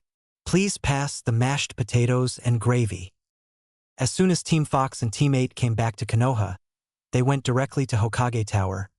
There they dropped off the more than eager to get away from Naruto Kumonins with Ibiki, who was slightly bummed at having damaged goods, but took them nonetheless. Then Naruto, who was within hearing distance of the Kumonins, said rather loudly, if they give you any trouble, just call me. They were the easiest victims Ibiki ever had. They then went to the Hokage to report. To say the least, she wasn't exactly thrilled that the mission didn't go as planned, but was happy that they would know what Kumo and IWA were up to. She paid them, then dismissed them, except Kurenai, who was to tell her how well the two teams got along. They were surprisingly cooperative, and Naruto's many skills were greatly needed. In fact, if it were not a IWA Nin, Naruto would have probably heard everything and left unnoticed. Thank you, Kurenai, you may go, Tsunade said. Kurenai bowed and left. As soon as the door closed, Sortobi coughed. Tsunade looked very annoyed for a second. Yeah, hold your horses, old man. She dug into one of her pockets and pulled out 100 ryo. I have the worst of luck, she said as she handed it to him. Naruto and his fiancée walked into the council room and it immediately went silent. Naruto walked up to the only empty seats in the room and sat down on it, filling them for the first time. Finally Danzo stood up. What are you doing here? Boy. Instantly changing his choice of words when he saw the glare coming at him from the third and fifth. I see for once you have decided to hold your tongue, Danzo, Naruto said, his face expressionless. As most of you know, I'm the heir of the Namikaze household. Since my father, may he rest in peace, is unable to perform his duties as the clan head, I'm taking up the role with Miss Hyuga as my advisor. This is an outrage, Danzo yelled. This, boy, cannot be Namikaze's heir. It is impossible. Naruto stood up. It is also impossible for Root to still exist. But does it? Silence. Thoughts were flying through almost everyone's minds. Root? Didn't Sandaime discontinue that program? Hayashi wondered. I thought I told him to end Root, Sarutobi mentally yelled. Does he know about that? No. No one knows that it still exists. Danzo thought, what are you getting at, boy? Naruto smiled. What if I told you I had undeniable proof that Root exists? Danzo laughed. I'd say that would be the biggest lie I've heard in my life. Naruto smiled. Really? Tell me, Danzo, does the name Sue mean anything to you? No, it is just a name. Danzo lied. It did mean something to him. It was the name of one of the most rebellious students he had ever had. It was a miracle the boy was alive. The boy had a beating at least once a day for activities that Danzo would never allow in his program, namely playing games, smiling, and every once in a while crying. Really? Well, let's ask him, shall we? With a simple flare of Naruto's coat, a young boy came into view. His skin was a sickly pale color, and he looked like he hadn't had a meal in weeks. Chusa Akimichi looked at the boy's showing ribcage and wondered if it was possible to survive being that thin. Danzo, in a rare show of emotion, paled. This is Sue, last name unknown. I personally retrieved him from the Root complex that should no longer exist. He shot a glare toward Danzo. Sue is beaten at least once a day for smiling an earnest smile. He is whipped for making up and playing games. This boy has not once seen the sun. If this boy were to look at a tree, he would see nothing but what it is according to science, the beauty of it completely lost on him. Well, why don't I let the boy speak for himself? Sue looked at Danzo, a fire of hatred in his eyes. That's the man. He killed my friends. He beat me. He destroyed my life. The boy began to breathe heavily. You made me lose my humanity. The boy began to cry, but tried to stop himself out of habit. Hinata took him up and hugged the boy, telling him it was okay to cry. Take him to our house, Naruto told Hinata. Naruto turned to look at the council. There is a saying, there is always someone who has it worse off than you. After my childhood, I thought I was that someone. Then I saw what this thing is doing to children. I knew my last name. These children don't even know what a last name is. I had hope of starting a family in the Uzumaki name. If these children even thought of hope, they would be struck down. And the worst part is that it is being done in our name. Do you know what that means? That means that all of Konoha is responsible for this atrocity. I can see Kirigakure if they knew about this. I can see them saying, and they called us cruel for our methods? We teach them pain by having them kill each other. They wipe out humanity altogether. I can see Iwagakure. See what evil they hide behind their gates? We cannot let this evil continue. I see Kumogakure and Sunagakure. This is our ally? We cannot be affiliated with such cruelty. If you add all of this together, you have another great shinobi war, and Konoha on the losing side. Is that what we want? Do we want Konoha destroyed because of one man's disobedience? I'd rather die. I will not let this evil continue. I would disown Konoha and throw away my dream of being Hokage if this is the kind of man I would have to lead. The council was silent. This was a very serious matter. If Naruto was correct about this accusation, then Danzo's head would have a new home. If it was a false accusation, then Naruto would be shamed and most probably be put to death. Then Danzo spoke up. You have no proof against me. That kid could have been pulled off the street, and every word he said would have been a lie for a meal. If you plan to carry out your accusation, I suggest you find proof. Naruto smiled a foxy smile. I plan on doing just that, if the council will follow me. Naruto walked to the door. He was followed by Hayashi. then by Chusa, Shikaku, and Inochi and the Hokages. Then Shibi Aburame and Tsum Inuzuka followed. Danzo stood wondering what was the boy doing then. Something he had said came back to him. I personally retrieved him from the root complex. That could only mean one thing. He had to stop that boy. Naruto led the council members down a long hallway, when suddenly 2 root ANBU agents appeared. You will go no further, one said. Tsunade walked up to them. Stand down. He has my permission to be here. I'm sorry, Hokage-sama, but none of you are allowed to go any further. What? You will let us pass?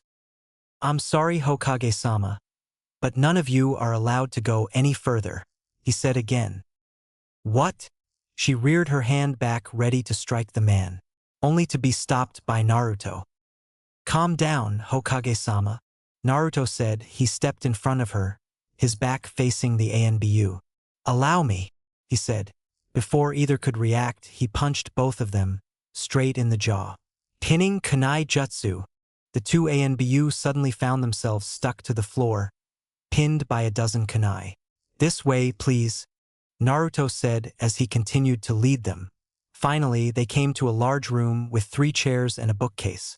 Naruto walked over to the bookcase and started pushing it out of the way. Then they saw it. The council members stood at the top of a huge cylindrical room. Ladies and gentlemen, I present to you the root complex. Danzo hobbled down the hallway. He had to keep them away from that room. Hopefully, his root ANBU agents should have stooped them. He turned the corner and saw a sight that he had hoped he would never see. His 2 agents were pinned to the ground by dozens of kunai. Then he looked down the hallway into the room. The bookcase had been moved. Oh no! He had to get out of there. He couldn't let them catch him. If they got his hands on him, he'd be executed. He turned to hobble out of there, but then saw another sight he had hoped he would never see. In front of him stood Kyubi. Naruto looked down at the chain that held the toddlers and broke it with a quick slash of his sword. Why are you doing that? One of the toddlers asked. Because I'm here to show you emotion. What's emotion? Naruto smiled at the boy. Emotion is being happy or sad, loving and hating, being angry or confused. But the rules say we can't be happy. Tsunade looked at the boy. Well, I'm the Hokage, and I'm changing the rules. Kyubi dragged the very much in trouble Danzo down the hallway to the council members. He threw him at their feet. Here is the man responsible for this. What do you want to do with him? Execute him, Chusa said. Children should not be put through this kind of torture. I agree with my teammate, Shikaku said. Every hint of laziness gone upon seeing this injustice. I too agree with my teammate, Inochi said. I'd rather die than watch this scum live another day, Tsum said. Shibi too agreed. Logic may say that emotion would get in the way, but to annihilate it completely? That destroys one's humanity. If Danzo continues to live, then the Aburame will no longer be a clan of Konoha. And the Hyuga will join you, Hayashi said. The council turned to Naruto. I cannot let him live, Naruto said. I cannot be Kage of a village that gives people like you life. So be it, Tsunade said. Danzo, at the soonest possible moment, you will be beheaded. Which one of you would like the honors? The council members looked at each other, wondering who would do it. I would, a new voice said. The council members turned to see who had spoken up. It was a thin boy with the same sickly pale skin as Sue. He wore black, had black hair, and had a brush and scroll in his hand. Danzo looked up at him. Sai, Danzo asked. Yes, Danzo, I want to be the one to cut your head off. You ruined my chance to be human. I may never get that back. But if I can stop you from doing this to any other child, then it will be for the good of the village. Sounds good to me, Naruto said. The rest of the council quickly agreed. Tsunade turned to Sai.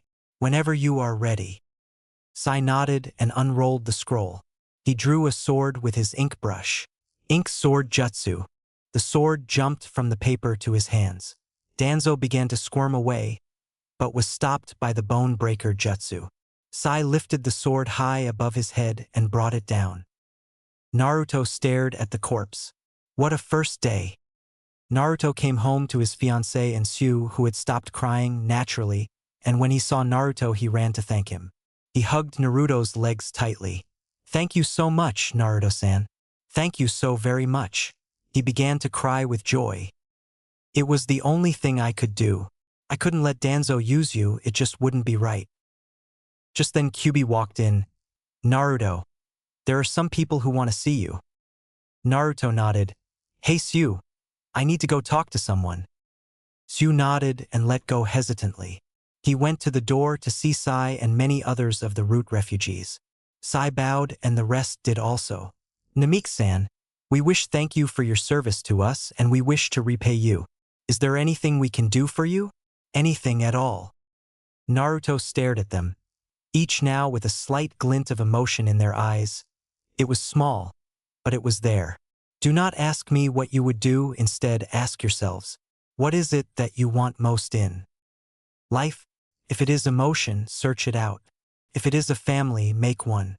If it is to become the greatest Hokage, then get in line." Someone actually laughed.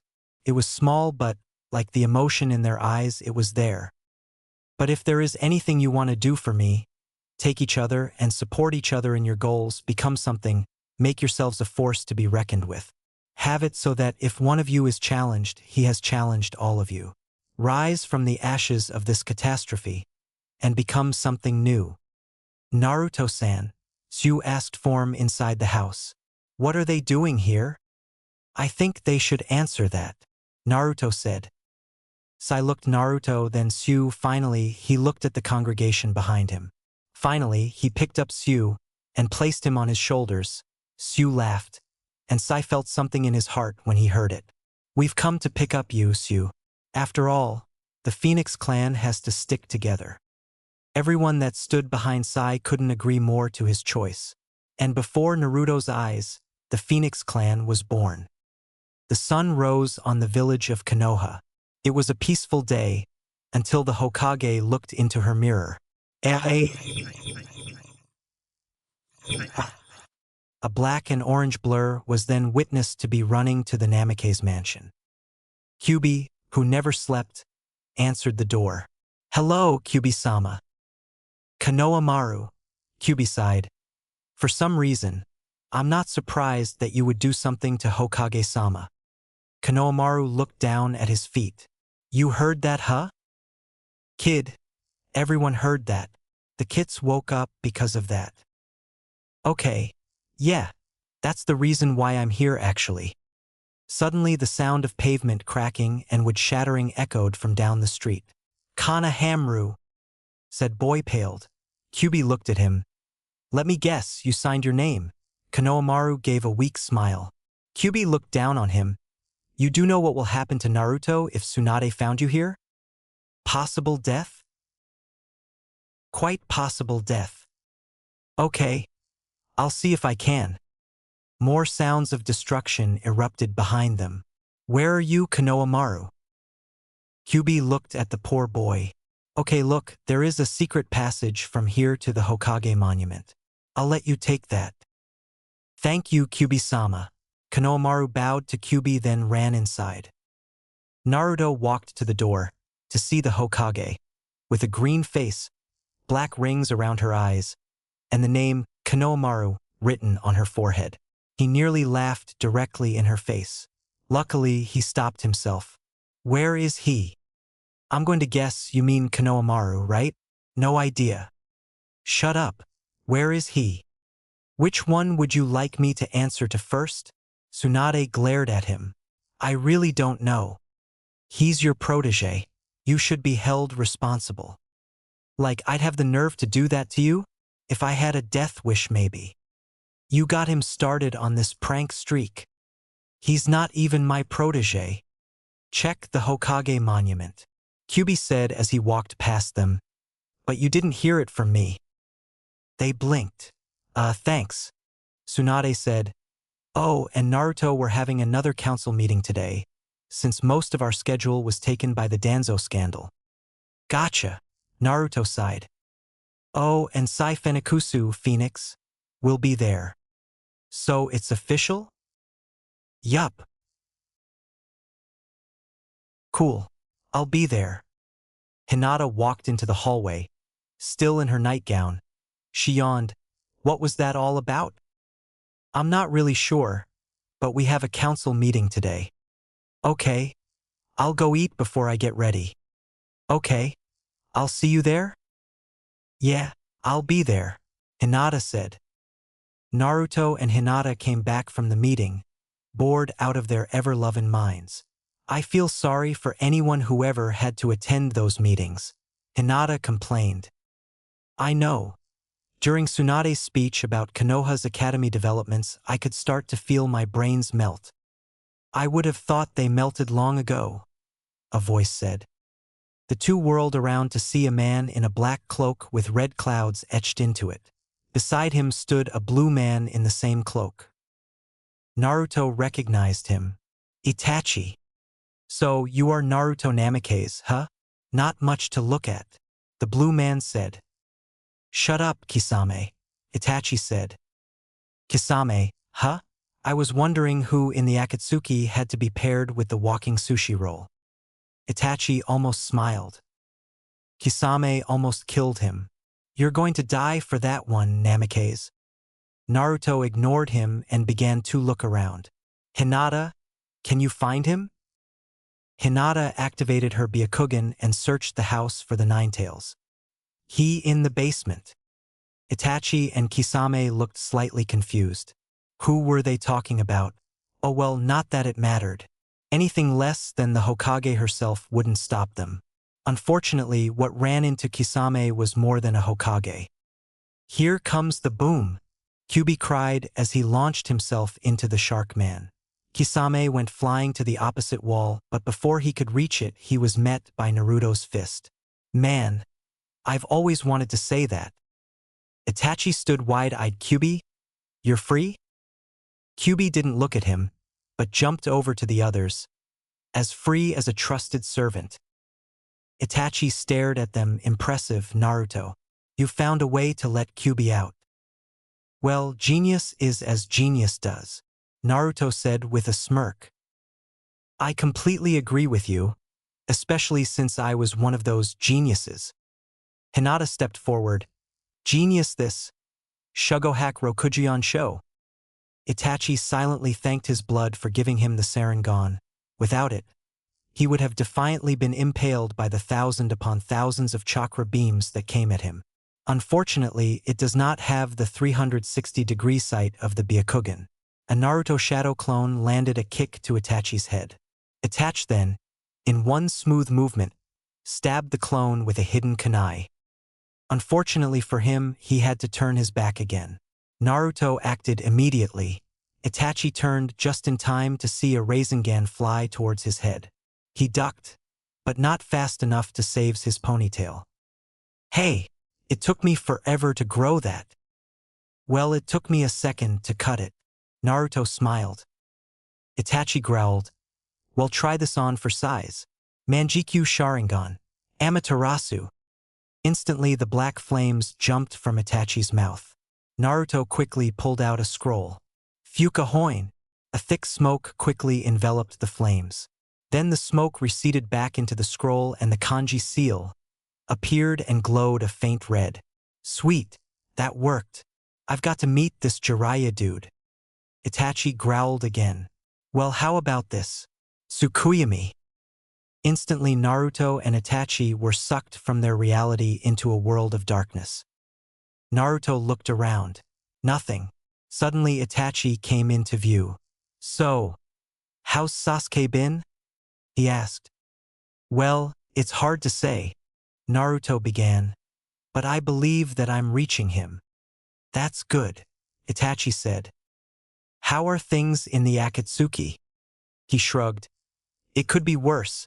They could have paired me with this idiot named Toby. There was a brief, awkward silence as the two foes stood. So, how are we going to do this? Huh. Oh, right. Well, you could technically punch me out of the jutsu, but it's just a theory. Or I could torture you for 3 days and hope your girlfriend lets me live. I think it'd be best if I punched you. Itachi nodded. Sounds good. He readied himself for the blow. Naruto gave him a very hard punch. Itachi flew backwards and hit the wall. He got up shakily. Blood ran down his lip. He really hated how that jutsu took up so much chakra. Naruto also got up, arm around his stomach, seemingly in pain. Now would be a good time to retreat. You have proven yourself, Naruto. Itachi turned and began to walk away. He stopped for a second. Do what you will with my partner. And then he disappeared. Kyuubi went to get Anbu while Naruto pinned the unconscious Kisame to the ground with the bone breaker jutsu. He then spent the next 6 minutes feigning pain. He then spent the next 6 minutes feigning mock strength as the Hokage questioned him on what happened. It's nothing, really. Nonsense, the Tsukuyomi is one of the most dangerous genjutsus in the world. And you expect me to believe you came out unscathed? Now you are going to stay in bed for a week. Do you understand? Naruto hung his head in defeat. Yes, Hokage-sama. Good, now I'm going to question Kisame. Hinata, Kyuubi, do you wish to join me? I'll stay here with Naruto, Hinata said without even thinking twice. I'll go. You may need help opening that sushi roll, Kyuubi said. Hey Q, send the memories. I want to see that, Naruto said as Hinata helped him up to his room. Will do, Kit. I won't tell you anything, the shark man said. Ibiki shied. This guy was tough. Perfect. It was time to begin the torture. Suddenly a light turned on. Ibiki grumbled and headed to the back room. There the Hokage stood with Kyuubi. Tsunade looked at the interrogation specialist. How are things going? I've used all of my scare tactics, so I was going to start torturing him. Would you mind if I helped? Kyuubi asked. Sure, why? I haven't had fish in years, Kyuubi said, sadistically. Man, that's freaky, Ibiki mumbled. They entered the interrogation room with big, creepy grins on their faces. How many times do I have to tell you? I won T-talk. That's fine. You don't have to talk, Kyuubi said. But you do have to squeal. Who are you? Kisame asked. You mean you don't know? Kyuubi looked shocked. Then he smiled and began to transform. I am your worst nightmare. Kisame was too stunned to comprehend what had just happened. But the next words did register. I'm hungry, and you look good enough to eat. Maybe it was living with Zetsu that taught to fear cannibals, or maybe living with immortals taught him to fear death. Or maybe even it was living and working with a crazed psychopath who killed his entire family that taught him to fear mass murderers. Whatever it was, though, Kisame suddenly learned what fear really was. Naruto shivered at the memories that Kyuubi just sent him. That was one sadistic fox. Maybe that's why he made such good friends with Dad. Ouch!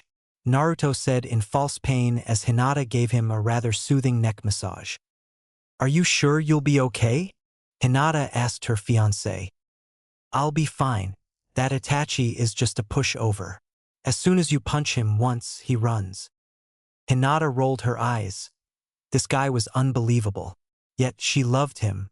So what are we going to do for the next week? Well, according to the Hokage's orders, I have to stay in bed. Then again, I never was one for following orders. On the other hand, she'd probably come back and tie me to the bed if I ever got caught. Then again, I have almost never been caught. But on the other... Stop it! Hinata nearly yelled. You are going to stay in bed. I will go get some groceries and train. Once Kyuubi gets back, he'll help me move the TV to your room. Okay? Naruto just smiled. You think of everything, don't you? It would seem so. Hinata skayed as she turned to go to her tasks. Yet another reason why I love you. Then Naruto curled up and went to sleep. All right, I'll talk, Kisame cried. Kyuubi belched. About time. I was about to ask for some tartar sauce. Please, no more. Please. Kyubi smirked, then looked to Ibiki. The man had a scroll in front of him where he kept large needles of various sizes and contents. Beside was a pad of notebook paper. This Kyubi was a gold mine of ideas. The light at the back of the room came on, and Kyubi and Ibiki both returned to the back room. The Hokage sat there. Will he talk? Oh, he'll talk, Ibiki said, with the most frightening smile on his face. Tsunade was almost afraid to look into the room. She dared a glance, and immediately wished she hadn't. She saw the poor man, huddled in a corner, rocking back and forth, missing both arms. That in itself wasn't too bad. What was bad was that one of those arms was on a spit over a fire. She could only imagine what happened to the other arm. Kyubi belched again. Oh yeah, I forgot, sushi gives me gas. Well, do you want some? He offered a seaweed roll to Tsunade. She looked like she was going to puke. The week seemed to drag slowly on, especially for the perfectly fit Naruto. I'm telling you I'm fine now, let me do something. The Hokage said, 1 week Naruto. You're staying right there. Hinata said. Oh come on. Ask Kyubi, he knows how healthy I am. Don't drag me into this, the fox said. Come on. I'll do chores if I have to. Just let me get out of bed.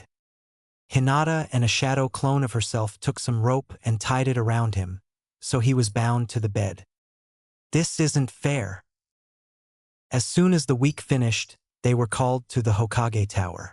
Team Fox entered in a very dramatic way. Naruto rode on the huge fox.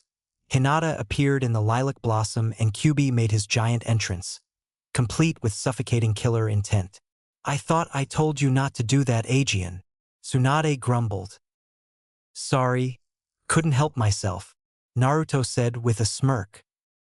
They didn't have to wait long before the other team came in. Naruto, who had been relaxing on the Six-Tails' back, nearly fell over onto the floor. There before them stood Team 7. There was silence for a brief moment. Then Naruto noticed something. Kakashi, I'm hurt. You've already found a replacement for me? Don't go too hard on him, Naruto, Sai said. He only wants what's best for his team. Naruto smiled. Well, then I guess you're okay. Hey, Dobe, what's up with you having a team to yourself? Sasuke said in a friendly manner. Why team? Jealous? Naruto asked jokingly. Hinata stepped in. Now Naruto, don't insult Sasuke. He has a lot of stuff to worry about that you don't have to. Oh, all right, Naruto said as he suddenly lifted the girl of his dreams into his arms. But only because you said so. Sakura's eye teared. She longed for someone to do that to her. Hinata was so lucky to have a boyfriend as caring as Naruto. Suddenly the last thought struck her as odd. She would have never paired the words Naruto and caring in the same sentence. The Hokage coughed. Are you two going to accept this mission, or are you going to just stare into each other's eyes all day? Naruto pondered on the question. Well, staring into her eyes all day is something I gladly do any day of week. In fact, it would take a bag tied around my head to keep me from staring. Naruto. Oh, all right. Okay, you have a difficult mission this time. After interrogating the Kumonins Naruto caught, we have found out that IWA was going to ask Kumo for plans on our walls. This is very serious. If our wall are breached, it could be a massacre against Konoha. But because IWA knows that we have found out due to them not returning, they may not try it and attempt something else. So what I want you to do is... She carefully picked her words. Visit IWA and see how things are going. So you want us to spy on them? Sasuke asked. No, this is more of a diplomatic mission. I want you to gain audience with the Tsuchikage and talk to him, as my representative. Ah, I see. You're sending your most powerful ninjas to him to hopefully scare him out of attacking us. Correct, and with your father's history with IWA, and your likeness to him, it should greatly help. That and Kyubi. See, I knew he was good for something, Kakashi said. Whatever, Kakashi. Oh, one more thing, Tsunade said. You'll be accompanied by my teammate. It is I, Jiraiya, Mountain Toad Sage. Everyone turned around to see a white-haired man sitting on a large toad. I am the great Sannin and author of. Tsunade back-fisted him, sending him flying to the other wall. If you ever mention the name of your stupid books within earshot of me, I will have you executed. He writes books? Naruto asked. Kakashi simply pulled out the copy of Ikarika Paradise that he carried in his pouch and showed Naruto. Wow! My respect for him has just dropped like a rock. Tsunade let out a deep breath. Anyways, Jiraiya will accompany you for the negotiations. Any questions? Jiraiya, who had just picked himself off the floor, with much difficulty asked, Yeah, what's my dental plan? He held out his hand and spat out a tooth. Any other questions? There were none. Okay, you leave tomorrow.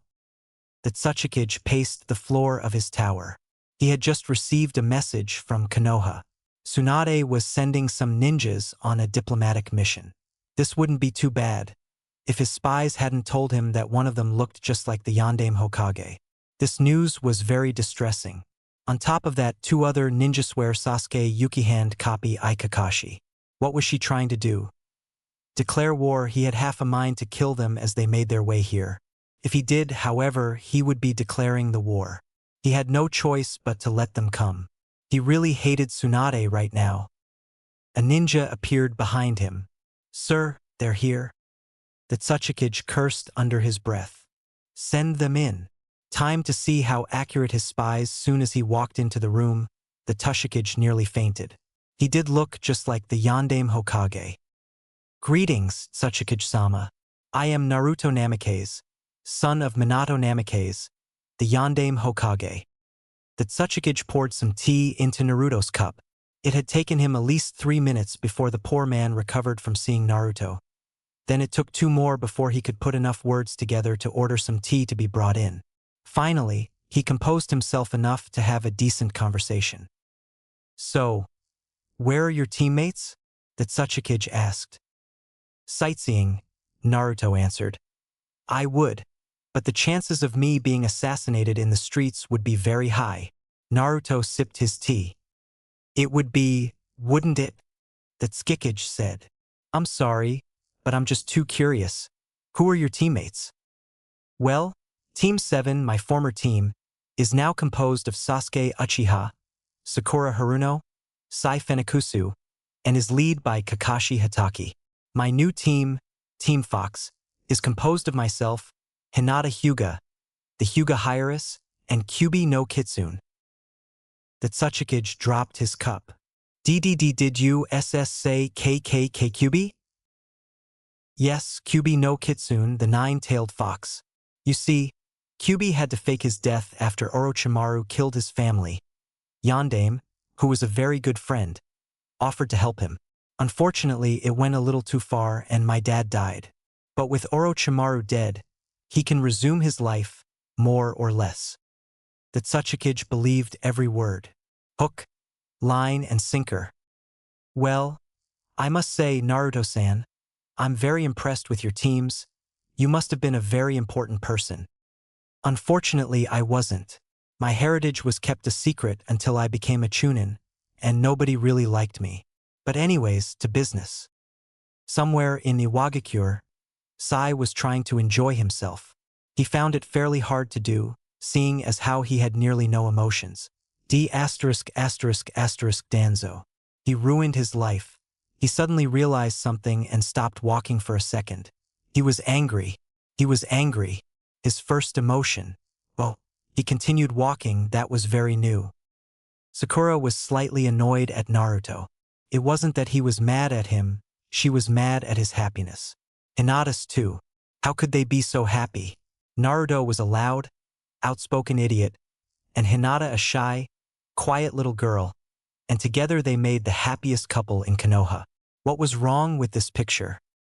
Sasuke noticed her overflowing jealousy and sighed. He shouldn't bother, but that's what the old Sasuke would do, and he promised that the old Sasuke would never exist again. He sighed again. A Rio for your thoughts? Sakura jumped at the question. He cared? Sweet. It's Naruto and Hinata. How can such opposites be so happy together?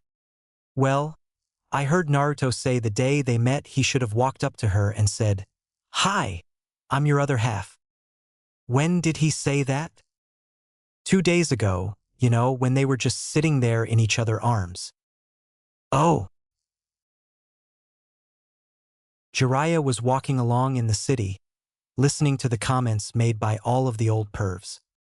Isn't that Jiraiya? Who?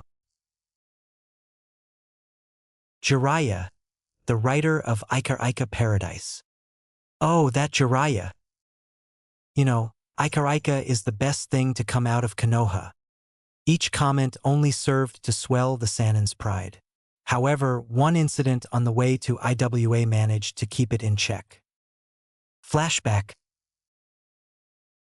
Jiraiya was looking through his notes. With the flip of each page, the same thought pounded in his head. I need more material. Unfortunately for him, his new target was Hinata Hyuga. I would continue with retelling the events, but it would be a little too graphic for a T rating. So let's just say Jiraiya made a note to never, ever make Hinata into a character in his books. End flashback. His crotch still hurt. Kyuubi was enjoying the sights with Kakashi and Hinata. Kakashi enjoyed seeing the points of interest while Kyuubi told the story behind it. He should know he was there. And this is where the founders of Iwagakure hung their first traders. Notice the large spikes that are stationed below them. Cool. So, you see, if war was to be declared on Konoha, IWA would supply at the very least 6 teams for reinforcements. Naruto said as he explained some of the finer points of the treaty. Only 6 teams? Well, if what I've heard about IWA Nines is true, that's all we'll need. Tsuchikage smiled. He was such a suck-up, but he was believable enough to make him buy it. This kid was good. And in return, Konoha will supply IWA with any ninjas it needs if an invasion or battle is called on them. Suddenly, a resounding boom echoed in the city. What was that? Naruto and the Tsuchikage cried. Not waiting for an answer, both ninjas disappeared into the city. Hinata, Kakashi, and Kyuubi were tasting some IWA cuisine. It took them a couple of minutes to explain the situation to the owner of the restaurant, and after finally convincing him that they weren't there to kill everyone, they sat down to. An explosion rocked the ground beneath them. Quickly, the Konoha Nines jumped, leaving the waiter a tip. Maybe Konoha's not so bad. Jiraiya was doing some research at the bathhouse. These IWA chicks are so hot. Look at the hooters on that one. That one over there, she's Kavya than a road. That girl over there is... Suddenly an explosion was heard. Jiraiya quickly forgot the women before him, and his mind went into what he liked to call Sanin mode. By the volume of the explosion, it was 3.4 kilometers east, roughly in the center of the city. It was created by an special clay commonly found in IWA and used for explosives when pumped with chakra. Most known users of this clay are dead, with the exception of Deidara of the Akatsuki. All this passed through his head in the space of a second, and in another second he was gone. Sai had met up with Sakura and Sasuke halfway in between his walk, listening in on their conversation. So you don't believe that 2 halves make a whole? Sasuke asked. No, I think love is more like multiplication than addition. 2 wholes make 1. Sai sighed. If only emotions like love were as simple as mathematics. An explosion rocked. Danzo was good for something. Quick! Sai cried. Thanks to his training, he knew exactly where to go. To the center of the city. At the center of the city, 3 figures stood over a crater. See, Sasori-san, art's a blast. Whatever. A large, bent-over figure said. Will both of you stop it? We have a mission to do. Itachi, the 3rd figure said. Why the leader paired me with idiots like you, I'll never know. Nobody move, a voice cried. The 3 of them looked up, and the top of a building stood 9 figures, Team 7, Team Fox, Jiraiya, and the Tsuchikage. The bent-over figure glared at the taller blonde one. I told you not to set off an explosion. I told you they'd hear you. But no. I'm sorry, Sasori-san. Suddenly Naruto broke out laughing. Sasuke decided to ask why. What's so funny, dope? Dude. Haha. I thought he was a chick. Haha. Sasuke started smiling. Naruto, he said, obviously holding back the floodgates to his laughter. That's not fun, ha. That's not fun, ha. That's not ha ha ha ha ha. Both of them started rolling on the ground. Finally, Hinata cracked and joined them. Okay. Enough, guys, we have a fight here, Kyubi said. All right. I'll make sure to stop them. Deidara smirked. What can you do? Tsuchikage. I have 2 questions for you, Naruto said. What? The first one is, if I bring you Deidara's head, will you sign the treaty? The Tsuchikage thought for a while. Why not? Good. Second question. Was Deidara a part of the IWA/Konoha war? Yes, actually. Good. Team Fox. Triple Namikaze barrage. Hi, Hinata and Kyubi said, quickly starting to form a certain jutsu. In a hidden village like IWA, not too many people forget the past. One of those pasts was Yondaime Hokage. Some ninjas still had nightmares about him. There were 2 jutsus he used, and after the war, neither were mentioned in IWA. Until this day. Rasengan. 3 Rasengans came rushing at Deidara. Not for 20 years had he seen that jutsu. Scared him. Luckily for Deidara, Sasori wasn't in those battles. A giant puppet suddenly appeared in front of the XIWA Nin. Unluckily, whatever puppet it was completely and utterly destroyed as Kyubi's Rasengan plunged into his chest. Hinata and Naruto ran at Deidara. Double Rasengan flying drill. Hinata and Naruto grabbed hands and began spinning in the air, forming Agate-Suga-like attack. Deidara blinked. The next thing he felt was pain, inexplicable, excruciating. He felt like he was flying. Then the jolting pain returned. And then, everything went black. Deidara lay there, his torso was gone, his legs were gone, his arms, no real surprise, were gone too, disintegrated by the new jutsu. All that was left was the head, and a very small tail of skin, which was all that was left of his back. Naruto picked up the head by the hair. Too easy. And threw at the Tsuchikage's feet. You have a treaty to sign, Tsuchikage-sama. Everyone blinked. Team Fox had just killed a S-class ninja with 1 jutsu. Not to mention the fact that they destroyed one of Sasori's puppets. Itachi glared. It looks like we should come back another time, Sasori. Sasori didn't hear him. His puppet was gone. Gone no more. One of his most treasured objects in his life, with 1 attack, his puppet was dust. You'll pay for that. He reached into his robe and pulled out 4 scrolls. Kyubi had seen those scrolls before. Don't let him open those scrolls. Team 7's turn to shine. Choju Giga! An ink dragon came flying at Sasori and rammed him, successfully knocking a scroll out of his hand. Sakura ran up to the giant hunchbacked man and showed everyone her true strength. She threw a punch at Sasori's jaw. He went flying straight up. No, seriously, he went flying. A rocket launch couldn't keep up with him. He was in the air for a full 10 seconds before landing. When he did, they saw the head was completely destroyed. An eyeball was hanging from a string, his jaw was off its bolt, and there was a large fist-shaped dent at the temple. Sasori got up, then stumbled. His legs were broken from the landing. He couldn't move anything. The punch had destroyed the puppet's neck. Sakura had hit hard and true. Sasori had no choice. A pop was heard and the large hunchbacked figure fell, a lifeless puppet. Out from him rolled a small, skin-colored round object. On it was written the kanji Sasori, meaning scorpion. Naruto picked it up in his left hand.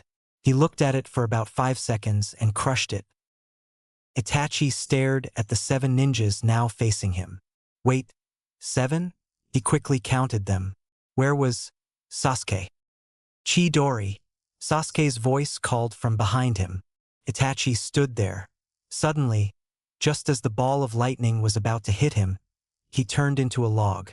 The lightning died down after it charred the wood, and Sasuke began searching for his brother. "Sorry, Sasuke?"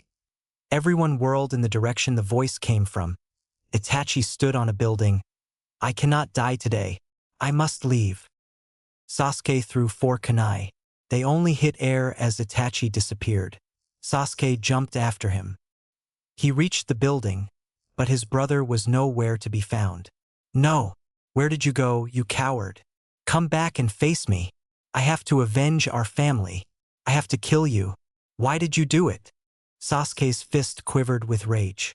His face was twisted in anger, his onyx eyes holding a fire of hatred. The only thing that betrayed his anger was the single tear that hung on his cheek. "Why can't you let me kill you?" A hand fell on his shoulder. "Sasuke," Naruto voice said. "He didn't want to cause you this much pain." "What? What does he mean by that?" Before he could ask, Naruto fell backwards, asleep.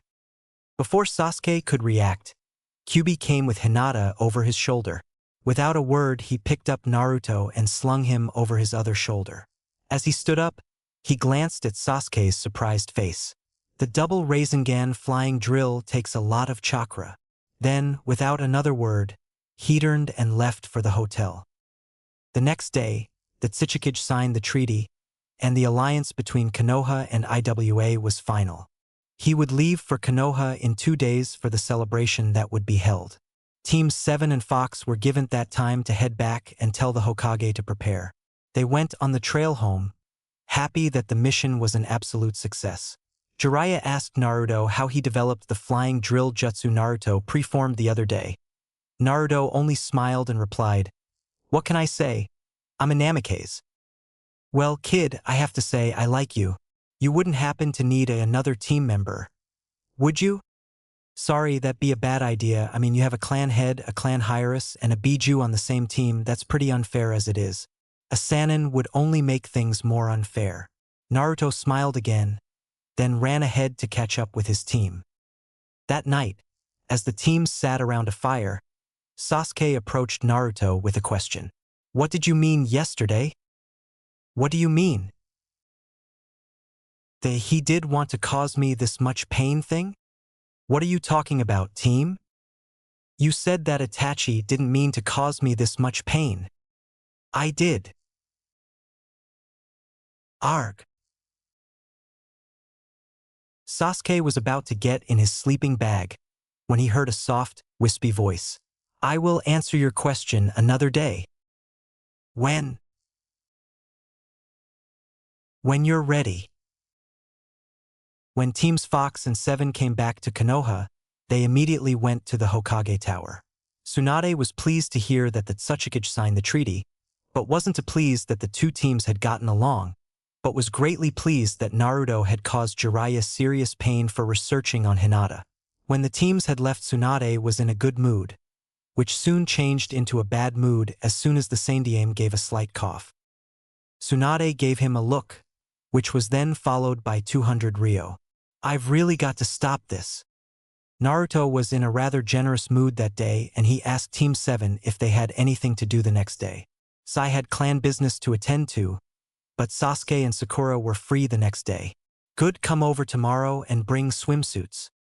Sasuke and Sakura had no idea why they had to bring swimsuits, but did anyway. They knocked on the door and Kyuubi answered, in a swimsuit. "Oh good, you're here. Follow me." Kyuubi led them to the indoor lake, and they suddenly realized why they had to bring swimsuits. Think of it as a beach without being able to tan or get a sunburn, Naruto said as he ran into the water. Sakura loved the idea, especially since she could be in a bikini in front of Sasuke. They enjoyed their day of swimming, sand burying, and sandcastle building, and it did them some good. Sasuke finally had some fun, something he hadn't done in years. For once, life was good. Naruto couldn't believe it. He had promised himself so many times to never take after his sensei. Yet, here he was, a sandwich in his mouth, his coat hanging only on one arm, his headband tied haphazardly on his head. He was late. Naruto ran for the Hokage tower, trying to retie his headband while eating a ham and cheese sandwich. He reached the door, but instead of going in, he ran up the side of the building. Some ANBU joined him. "Stop, we need identification." "Ah, guys, not now," Naruto moaned. "I'm so late." "Be that as it may, we need identification." "Come on guys, give me a break." "No can do." "Look, it's not like I'm trying to kill anybody," Naruto said, still running up the side of the building. "Then you wouldn't mind giving us identification." Naruto kept running. "You guys are worse at the airport." The ANBU kept running and asking for identification, while Naruto kept running up the building. Finally, one ANBU ran up beside him. "Stop running and give me your identification." Naruto just looked at him, then said, "You should watch where you are going." Before the ANBU could understand what he said, he ran directly into a flagpole. Naruto reached the Hokage's office. "I'm here," he said as he jumped through the window. The Godame Hokage glared at him. "You're late." "Apparently Kakashi had a greater impact on my life than I thought," Naruto said with a pitiful attempt to brighten Tsunade's mood toward him. Failed.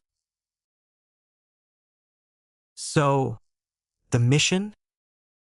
You and Team 10 are going as guards to the Kazekage." "Okay. Hey, who got the job, anyways?" Sandame spoke up. "A good friend of yours, Gaara." "Awesome." "You leave in an hour," Tsunade said.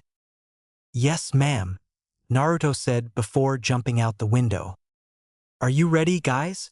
Kyuubi asked the gathered teams. "Troublesome." "I'll take that as a yes." And so the two teams departed. Hinata and Ino were talking together while the guys walked in the front. "Hey, Shikamaru," Naruto said. "What is it, Naruto? Why don't you wear your kunai holster on your arm or something?" Shikamaru's interest was perked. "Why would I do that?" "It's when you use your shadow techniques, you can grab a weapon that won't be there for the enemy, so you'd be armed and he won't be." Shikamaru thought for a second. That could work. It would also work vice versa. You could stab yourself with a kunai that wasn't there, while the other guy killed himself. Kyuubi sighed. There they go, sharing theories already. "Well, it's expected, isn't?" Chuji asked. "I mean, they are geniuses." "Yeah, they are. I guess it's for the best." Kyuubi-sama, I have some questions for you." "Go ahead. What are they?" "I understand that you were forced to attack Konoha because of Madara Uchiha's Sharingan, but I don't understand why he would have a grudge against Konoha." "Well, you see, for a question like that, we must go back several generations to the founding of Konoha." They reached the desert. The sudden ending of trees and the even more sudden sandy road seemed to stretch for miles announced the approaching of the desert. Naruto took out a scroll, and from it popped up 6 canteens. He gave one to everyone except Kyuubi, who didn't need it. He then said that they should get across in 2 days. Team 10 looked at him like he was crazy. 2 days? Asuma asked. "More like we'd get lost in 2 days." "Asuma-san," Hinata said. "Naruto knows exactly what he's talking about." Naruto bit his thumb. "Kuchios no Jutsu." Suddenly a huge, 8-tailed fox appeared.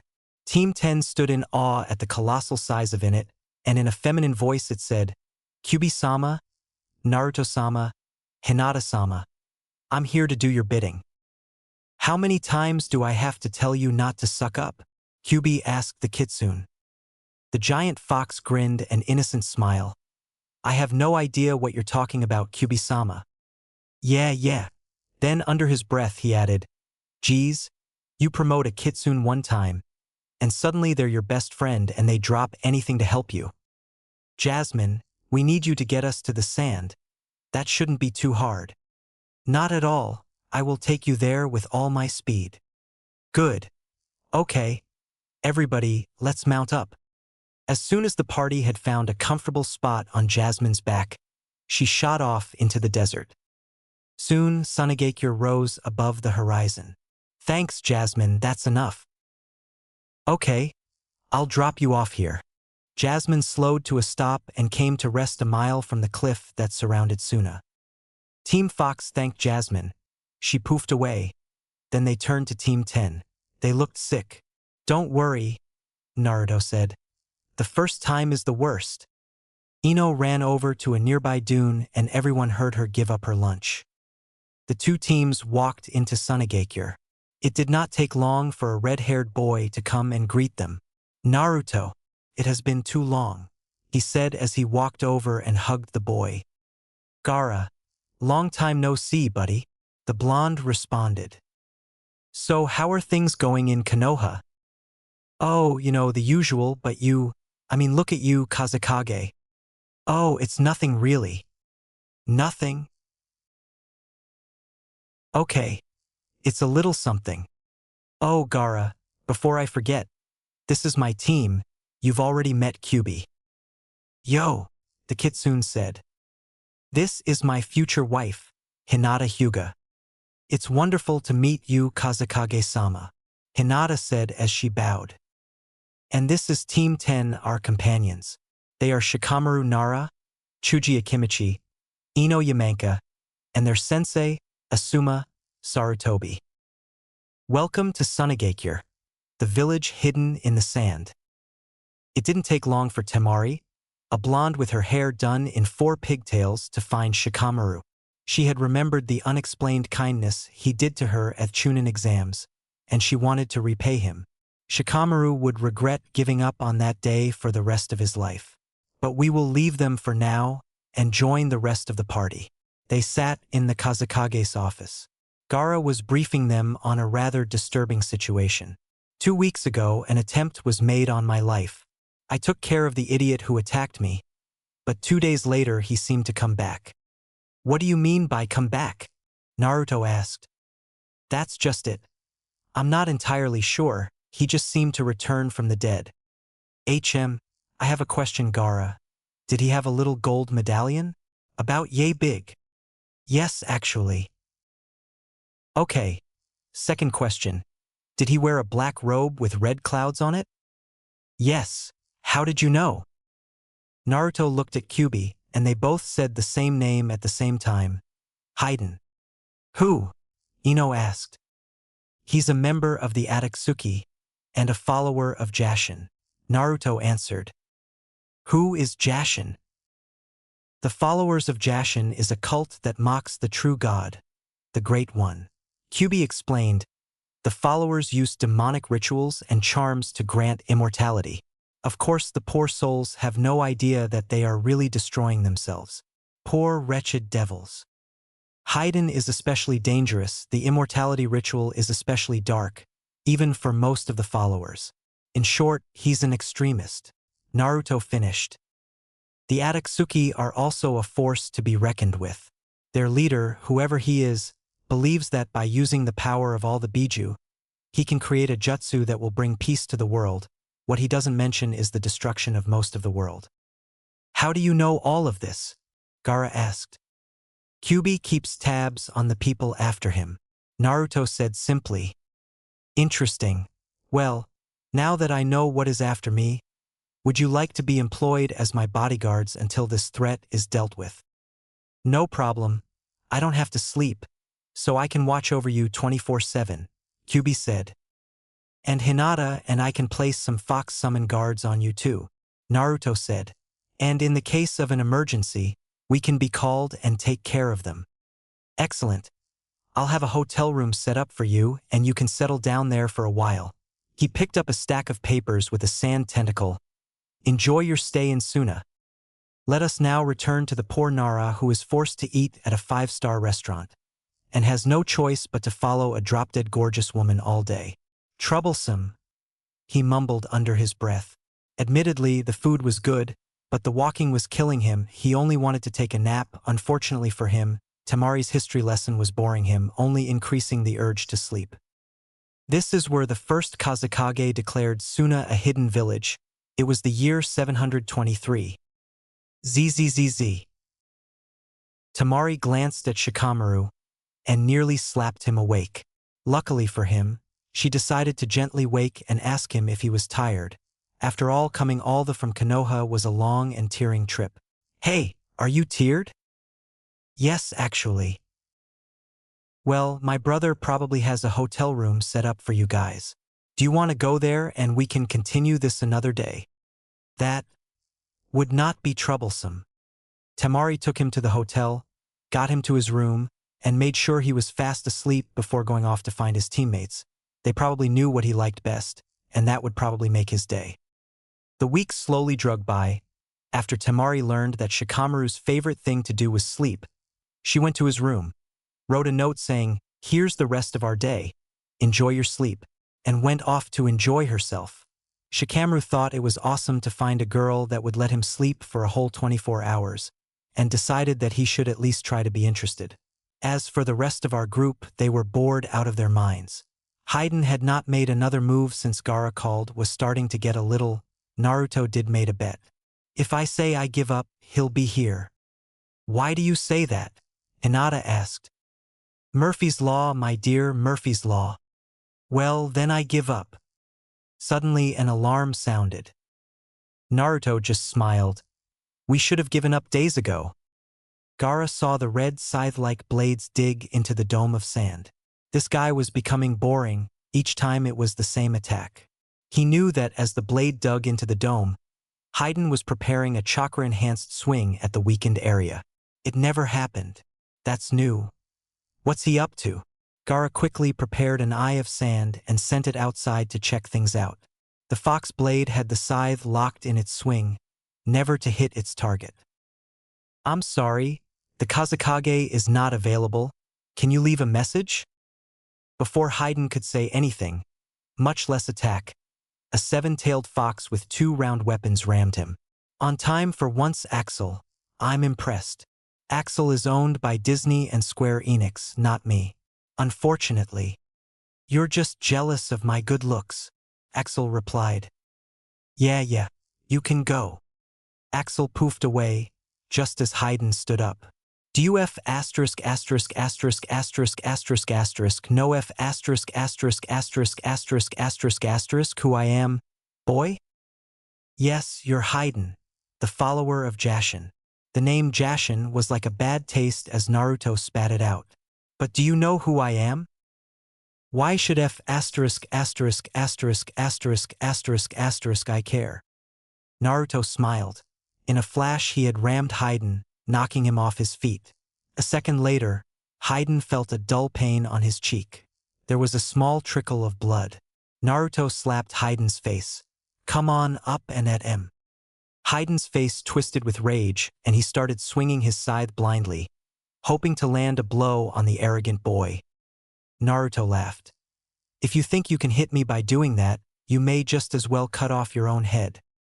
Shut the F asterisk asterisk asterisk up, you annoying son of AB asterisk asterisk asterisk asterisk. You asked a question why you should care who I was. Well, I have an answer for you. Naruto smiled. Fear of the forest technique. Fear of the fox blade no jutsu. Naruto's sword glowed a brilliant white light. He smiled. Stage 1, Lightning. A bolt of electricity shot the scythe blade from Haydn's hand. Stage 2, Earth. Haydn's feet were caught in stone boots. Stage 3, Grass. Two vines wrapped around Haydn's arms, immobilizing them. Stage 4, Water. Ice formed around Naruto's sword. He swung it, and it landed as a puddle at his feet and the base of the vines, then froze, reinforcing both the boots and the vines. Stage 5, Wind. Naruto's feet became surrounded by miniature tornadoes. Naruto looked straight at Haydn. There's one way to kill an immortal like you. Do you know what it is? Haydn started blankly at him. He had to be bluffing. Stage 6, Fire. Naruto's blade was surrounded in flame. Reduce them to ash. Suddenly, Naruto was a blur. Aided by the tornadoes at his feet, Naruto flew at a speed that would have impressed any of the kitsune. It did not take long for those same tornadoes to spread the ashes far and wide. That's why you should care who I am. The other team was astonished. I take that back, they were beyond astonished. Suddenly, Hinata and Kyubi sitting in lawn chairs didn't seem too weird. I told you he had it handled, Hinata said, as she worked on her tan. Suma was in shock. Absolute shock. He was dead for 3 seconds before his heart started working again. He couldn't even say anything. Shikamaru looked at the scene. You woke me up to watch a light show? Troublesome. I'm going back to bed. Ino and Chuji didn't hear him. They just stared on, as did 2 more unseen spectators. A masked man paced back and forth as his partner stood, watching him with onyx eyes. I can't believe it, the masked man said. He killed Haiden. The other stood impassively. He is Naruto Namikaze. You shouldn't expect any less. He's a 16-year-old boy, Itachi. He should even know the secret to killing a Jashin. Kakuzu, you must relax. You won't live another day if you keep on worrying. Why do you say that? Are you conspiring against us? No, Itachi replied. We just have a date tomorrow. Kakuzu looked completely confused, until he turned around. Haiden's ashes were hovering in the sky, forming letters. Tonight at the gate, they read. Naruto is expecting us, Itachi said. It was dark. The cliffs of Suna always seemed to bring night faster than anywhere else. Naruto stood, with Kyubi and Hinata, waiting for their prey. It was not long before Shikamaru joined them. Tell me, Shikamaru, was the message too obvious? What message? Then how did you... Never mind. It did not take long for the 2 enemy figures to make their appearance. They stared at each other in the darkness, waiting for someone to make a move. Finally, Naruto spoke. Itachi, I feel sorry for you. Why? Because, if our intelligence is right, Tobi is going to be your next partner. Itachi slapped his forehead. Oh man, I completely forgot about him. Did we come here to talk or to fight? Kakuzu asked. Suddenly 5 huge beasts appeared behind him. Naruto smiled. Kyubi, Hinata, take Itachi.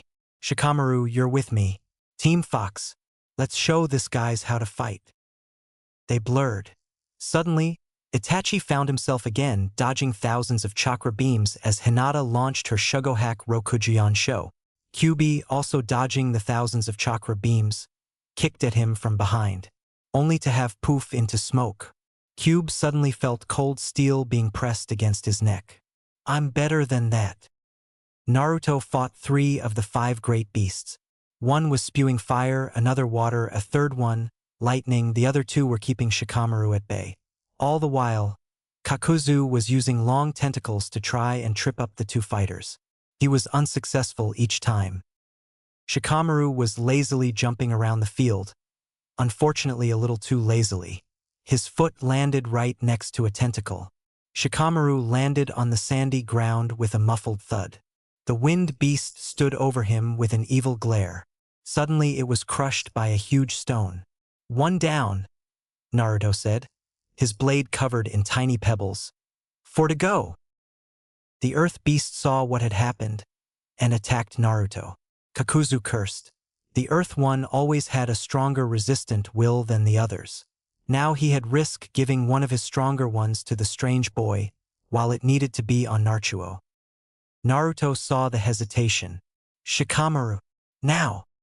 The Nara's shadow lunged for the masked enemy. Caught him. Quickly, Shikamaru acted to grab a kunai from his leg. There was none. Kakuzu laughed. Did you think I would carry around a bunch of kunai? They're not my kind of weapon, speaking of which. The water beast lunged for Shikamaru, causing him to break of the jutsu. Crud, Naruto whispered. Itachi, Kyubi, and Hinata were all locked in a taijutsu battle. Both Kyubi and Hinata were using the Kyubiken while Itachi, ironically, was using the Uchihas reflecting taijutsu. What's it called? Each time someone almost hit him, he thanked heaven All they needed was to shove the chakra out of their system to do damage. Unfortunately, two taijutsu users were hard to keep track of, and each time he tried to start a jutsu, they rushed him, forcing him to break it off. Again and again he tried it, and each time the two stopped him from getting out of the taijutsu cycle. He quickly launched a kick to Hinata's chin, sending her flying and evening the fight a bit. Kyubi jumped in the air and did a roundhouse kick, landing with a chakra-enhanced fist to the ground. The earth shook. Itachi suddenly wished he had kicked Kyubi instead. Then he saw something. Kunai, a lot of kunai heading toward him. Then Hinata's voice was heard, shouting the name of the jutsu. Great whirlwind of kunai jutsu.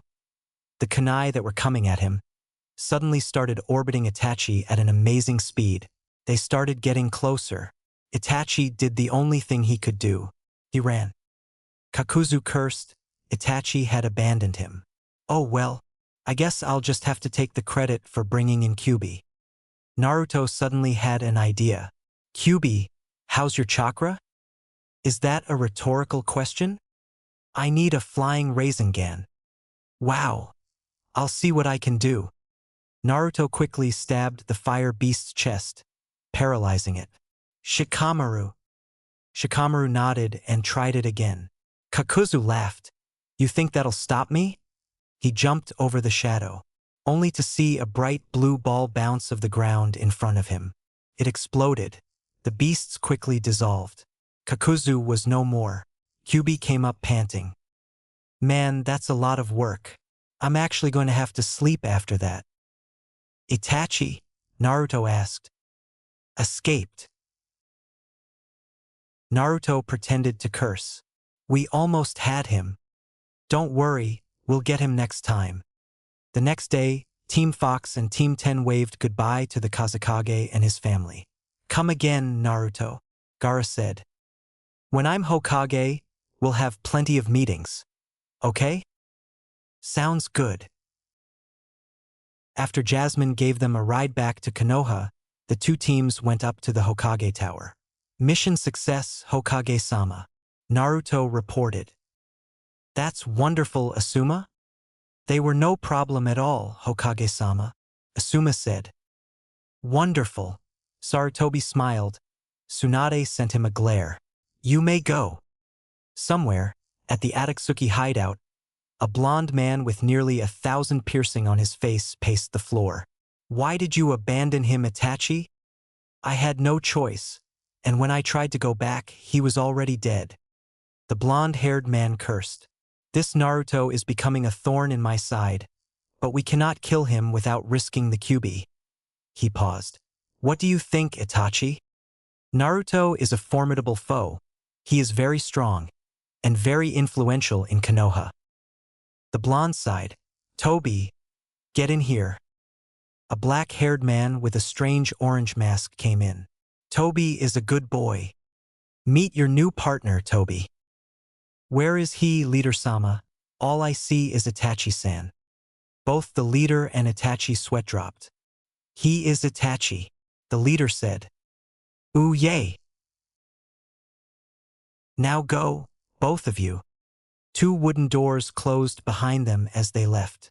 Toby was walking with his new partner, about as happy as he could be, quietly squealing his delight.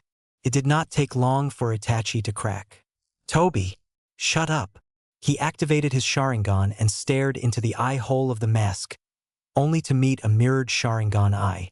Toby shook his head and glared at the Uchiha. Then, in a voice that sounded vaguely familiar, but unlike Toby in every way, he said, Never do that again, Itachi. Itachi stared back, shocked. Toby then turned and returned to his skipping and squealing. Itachi stood in the hallway, shocked. Then suddenly he felt very afraid. Team Fox, the Hokage began. I have some good news for only have one more mission with another team. Naruto looked like he might throw a party. Bad news, it's Team Guy. Naruto looked like he would cry. Lucky news, it's an easy mission. I've heard that before, Kyubi muttered. Tsunade shot him a glare before continuing.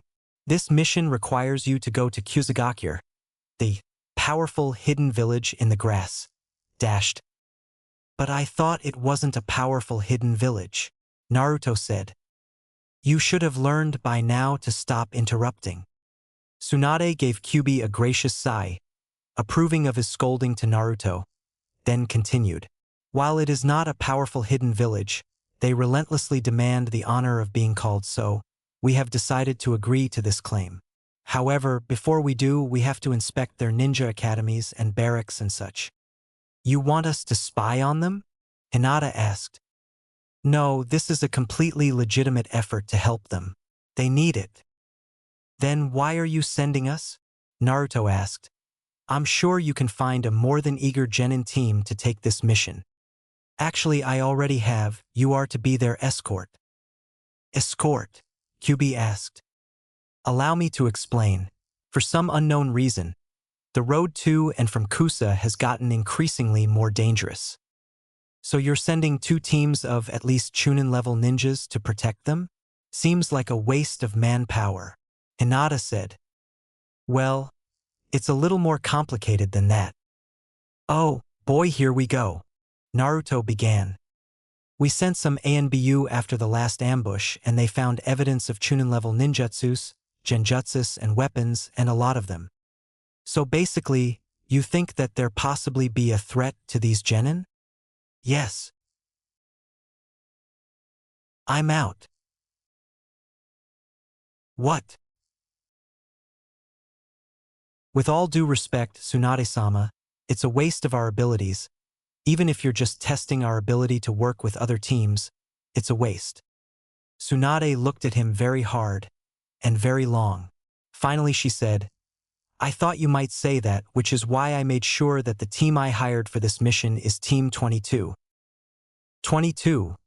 Why does that sound familiar? Or better known as... Oh no, it can't be. Team Konoha. Silence. I hate you, Tsunade-sama. Naruto was walking along with Team Guy and Team Konoha, half-heartedly enjoying watching Konoha trying to impress the not-too-easily impressed Neji. Hinata was enjoying Naruto's company, but not so much that of the blue and green beasts of Konoha. Lee, my youthful student, behold the youthful love of Hinata-sama and Naruto-san. I see it, my sensei.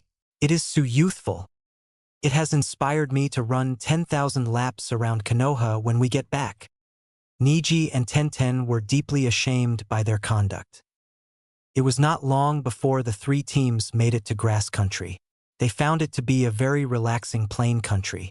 It stretched for miles with forests and mountains in the distance. As they were walking along, many of the villagers were staring at Naruto, thinking that they didn't notice. Then they whispered in others' ears, and news began to spread. Hey boss, Konoha asked. Yeah, Konoha? Why are all these people staring at us? Simple, my dad. Huh. Naruto looked over to Hinata, who was snuggled in the crook of his arm. Do you want to tell him? Not really, I've had enough of history for a while, she responded. What about you, Q? Rather not. Brings up too many memories, he said. If you'll allow me, Naruto-san. Naji began. Knock yourself out, Neji. Neji cleared his throat. The grass country shares borders with earth, fire, rain, and waterfall country. Because the country lies between earth and fire, it has been invaded by the earth country during previous ninja wars. To avoid earth gaining a foothold next to the fire country border, many leaf ninjas came to Hidden Grass's aid during the Second Shinobi War. This resulted in many skirmishes taking place within its borders. During that war, Yondaime Hokage, Naruto-san's father, attacked and killed many IWA nins. Yondaime had 2 famous jutsu, the Rasengan and the Hiraishin no Jutsu, for which he received his nickname, Konoha's Yellow Flash. These jutsus were greatly feared by the IWA nins and Yondaime became a hero of the war. So it is most likely possible that they are gawking at Naruto's likeness to his father. Naruto clapped. Excellent deduction, Neji. Couldn't have said it better myself, Naruto said before continuing. Actually, I could have, but I'm too lazy to be rude. Kyubi spoke. Look, up ahead. They looked and saw nothing, grassland stretched for miles around, leaving nothing for protection. I guess this is where they get ambushed, Kanemaru said. The rest of his team shot him a glare. No, duh, genius, Moegi said. So they started off into the plain, watching their backs and sides for any sign of a possible ambush. It wasn't long before Team Guy started feeling uneasy. The Genins and Team Fox held no such feeling. The Genins were too excited to care, and Team Fox was confident in their abilities. Hinata activated her Byakugan. 3 meters to the left, 2 to the left, 6 behind, and one of them is behind that rock, she said, inconspicuously pointing to the rock ahead. Thank you, my angle, Naruto said before whispering to the other teams. Niji, you and Hinata take the back, 10-10, up front with the Genin and Ebisu Guy the left, Lee the right. I'll take any that try to escape. Everyone nodded in agreement. They walked closer to the rock, remaining as calm as possible, when suddenly, a ninja jumped in front of them. Hold it right there. Suddenly, the 3 other nins made themselves known. Each one had a Kumo headband. However, the symbol on her headband was crossed out, revealing themselves to be missing nin. Very interesting, Naruto said before yelling at the top of his lungs, Attack! The group broke. Niji and Hinata both rushed to the back and engaged a kunoichi in a deadly taijutsu match. Lee went off to the right and began to seriously beat that one, as did Guy of the left. The one from the front suddenly found himself staring at a very angry kunoichi with a very big sword in front of her. Not to mention the Genin and their sensei. When he saw his men hit the ground, he decided it would be a good idea to retreat. He turned, just in time to have a foot smack his face. Naruto had come up behind him, just in case he decided to retreat, and kicked him hard. The poor man was sent flying over the whole party and landed in the dust, just to see 2 Hyuga with deadly Byakugan glares. He began running for his life. Naruto walked up beside Niji and Hinata. Don't touch him. I want to try something. Everyone watched the man run, waiting for what Naruto was going to do. Suddenly it happened. Naruto disappeared in a yellow flash. The ex-Kumo nin ran as fast as his legs could carry him. Suddenly there he was kicked in the jaw and sent flying upwards. He landed again, but not before Naruto made 4 clones of himself. Nah, the first one said, kicking the victim in the face. Me, the second on cried, landing his own kick.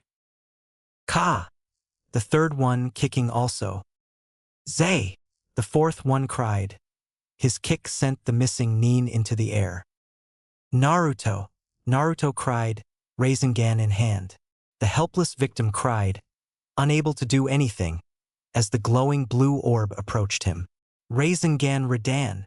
The bright blue ball came smashing down on the man and sent him to the ground.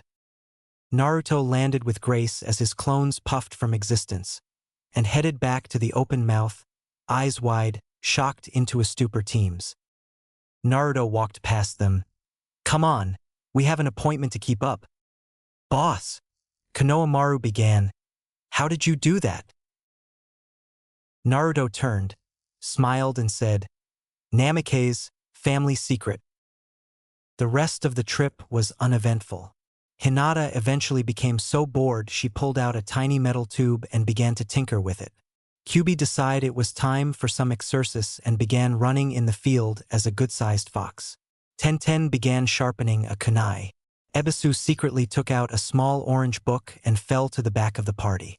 Niji thought it was a wise idea to do so, seeing as how if Tenten saw that book, she'd kill him. Lee and Guy, being rather enthusiastic, began a small contest to see which one could run around the group the fastest. Guy won, and when Lee came to claim second, Guy said he could not. Why not, Guy-sensei? Because Kyubi was right behind when I won. NOO. They finally made it to Kusagakure, where the Kusakage, as he tried to be called, met them. Welcome, Welcome. I hope your journey was safe. Perfectly, Naruto said. That's wonderful news, he said. Yes, it is. Anyway, I have 3 genin here that will check out everything and see if it passes inspection. Why do they need to inspect? Quite simply, to be sure you can, for example, hold the Chunin exams here, or for instance hold off an invasion, the usual. Ah! Not to mention the plague, famine, natural disasters, dash dot. Thank you very much, the Kuzakage said, interrupting Naruto's demoralizing speech. While you are here, is there anything I can do for you? Well, it will probably take them a couple of days to get the whole village inspected, so we'll need some hotel rooms, some food, the essentials. Of course, anything else? We'll let you know. Later that night, in Hinata's and Naruto's room, at least they gave us separate beds, Naruto remarked, remembering how they promised to wait for marriage. Hinata replied, hunched over a desk. So, how is it coming? Naruto asked. It still needs some tweaking, she said as she picked up a small metal tube, glaring at it with her Byakugan. But it'll work. That's good news. They sat in silence for a while. Then Hinata finally turned. Hey, honey. What?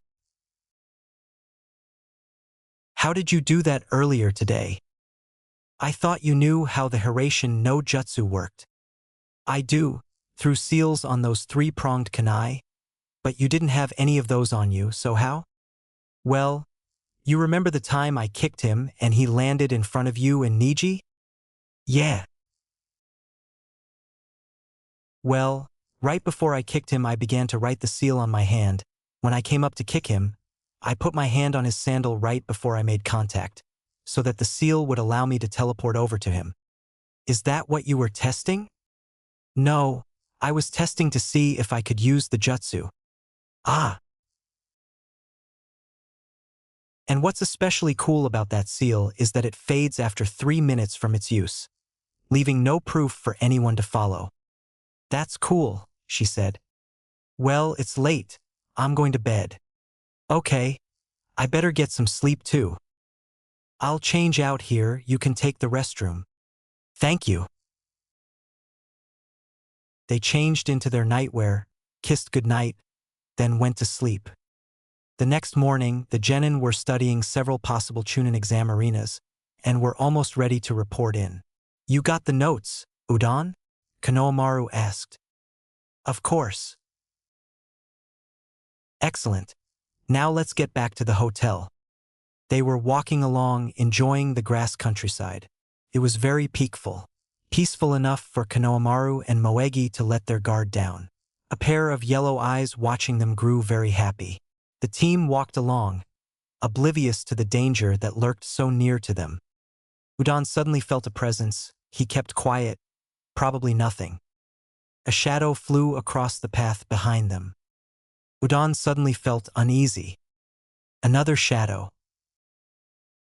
They kept walking. They walked past an empty alley, amidst the glint of the light on cold, black steel. Udon felt it, someone slowly creeping up behind them. He had to act. He had to do something. He jumped. It was a good thing he did. A shuriken flew underneath him as he jumped into the air. Get them, a monstrous voice said. Udon began to run. He ran and ran. He turned his head, just in time to see the missing IWA Nines capture his teammates. They were accompanied by a plant-like creature. Naruto was sitting in his room, watching the love of his life fixate on the small metal tube she had in front of her. Finally, after another critical Byakugan scan, she was satisfied. I think it's done. Really? Up. All I have to do now is test it. Wonderful. I can't wait. One day it's going to be a Namikaze clan relic, and dash. The door shook under an urgent banging. Naruto opened the door. It was Udon. He was bended over and panting. He had run the whole way there. Udon, what is it? Missing, gasp. IWA means pant, plant person, gasp, Kanomaru and Moegi. Naruto picked him up and stared into his eyes. Where? Down the street by arena. Naruto turned. Hinata, call the other team. This is an emergency rescue mission. I'll leave tracks. Where are you going? There are 3 things that nobody messes with: my food, my fiancé, and my friends. I'm going hunting. Kyubi was walking down a street, enjoying the view, when suddenly he received a mental message from his tenant. We're going hunting. What? Have you gone insane? Neither of us have any idea what that'll do to you. You could die. Kyubi suddenly received a flash of memories of udon, sweaty, panting, and a worried look in his eye, pleading for help. They're our friends, Q. They need our help, and even if it kills me, then so be it. The memories were convincing. Fine. Kyubi slowly faded from view. Naruto felt him enter. Let's do this. He began to change. His chakra levels jumped. He began to be covered in a red aura. He walked outside of the building and was heading down the street. Out of the aura, a tail formed. His fingernails had grown longer and sharper until they were almost claws. The whisker marks on his face grew thicker. Then another tail. He kept walking. His eyes were red and he began to crouch. A third tail. Then the aura around began to get darker. Naruto's red eyes became a sulfuric yellow. The aura suddenly clung to him, acting like a second skin. A fourth tail. He abandoned crouching for running on all fours. He grew a snout, fur, razor-sharp teeth. A fifth tail. Naruto and Kyubi had become one. Hinata nearly broke into the other team's room. The Genins have been captured. Everyone jumped to their feet. Naruto went after them. And I think he's done something drastic. The teams gathered their equipment. Naruto doing something drastic did not bode well. They were following the scent. It was still fresh.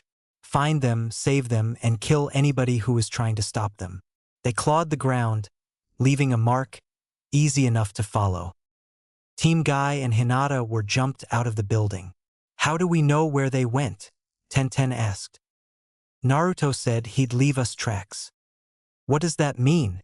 Lee asked. I think it means this, Niji said, pointing to the ground in front of him. The team gathered, and at Niji's feet were 4 long ditches in the ground, as if scratched in there by some horrific animal. Oh no, Hinata said. He did do something drastic. Zetsu watched his prisoners. Bite-sized portions, nothing more. Why the Kyubi child had any interest in them he didn't know. But it was a weakness to be exploited. And so he did. Picking these 2 morons off the street was child's. All he needed to do was wait. Suddenly one of his hired minions came in. Boss, we have a problem. What kind of problem? Boom. The whole building shook. That kind. Team Guy was running down the street, following the scratch marks that Naruto left. He was so far ahead of them. Guys left. Niji cried. He had activated his Byakugan so he could spot any more scratch marks. They turned left into a field. What is that? Zetsu asked. I don't know, but it broke through our defenses. What? How could it break through those defenses? Those are specifically designed to kill someone. Boom. The building shook again, knocking over a table in the room. The IWA nin's eyes went wide. He's broken the second door. Boom. The third door fell before a dark red fox creature with yellow eyes. You shall die. It hissed. Zetsu decided he should blend into the background and get out of there, but not before the creature slammed his paw against his chest. Once on the ground, Zetsu disappeared. The creature turned to the trapped IWA missing nin. You took them. The ninja paled. No, I didn't. It was my friends. I'm innocent. The creature continued to approach. Honestly, it wasn't me. No, please, don't. Team Guy arrived at the building and found it completely trashed. Walls were shattered. leaving spiderweb cracks that ran along the wall's entire length. Rubble and debris was everywhere, crowding the hallway with dust and dirt. There were 3 doors, each one was nothing but splinters now. Along the hall were holes for some form of trap. They appeared to be useless against the might of the Naruto that now was. The team walked down the hallway to a small room. It seemed to take the least damage, and in the corner were 2 frightened genins, Konohamaru and Moegi. At the sight of the team, the children instantly ran to their arms, seeking shelter. It was so scary, Hinata-sama. Hinata bent down. Sh, it's okay. It's okay. She noticed something in the corner. Niji, take them back to the hotel room. He nodded and took them out. Niji-san, where's Naruto? Kanemaru asked. I don't know, Konohamaru, I don't know. Zetsu came out of the ground into a nearby plane. The wound in the chest that thing gave him had weakened him from going all the way back to headquarters. He smiled, he had cheated death yet again. That thing will never find me. Suddenly there was a light behind him, and before Zetsu could even blink, he felt the skin on his neck rip. Zetsu fell to the ground, dead. His throat slit by 4 razor-sharp claws. Hinata did not wait long. There was suddenly a dark red flash, and before her stood a 5-tailed beast. She sighed, Naruto, if you die on me, I'm going to be really mad at you. The beast turned, saw her, then said, in a dark, twisted voice it said, I'm so sorry, Hinata, but they are my friendes. I know. They stood there in silence, before Naruto said in a quiet voice, let us see if there are any side effects to this. His dark red fur faded, as did the snout, the tails, the aura. It all faded away. Naruto stood for a brief second, then fell forward, out cold. 3 days later, Naruto stirred. Oh, what happened? You fainted after using that stupid technique, a familiar voice said. Naruto opened his eyes and immediately shut them. The light in the room was too bright. He tried again and this time was successful at keeping his eyes open. He looked around, he was in a hospital bed. He opened his mouth to say something.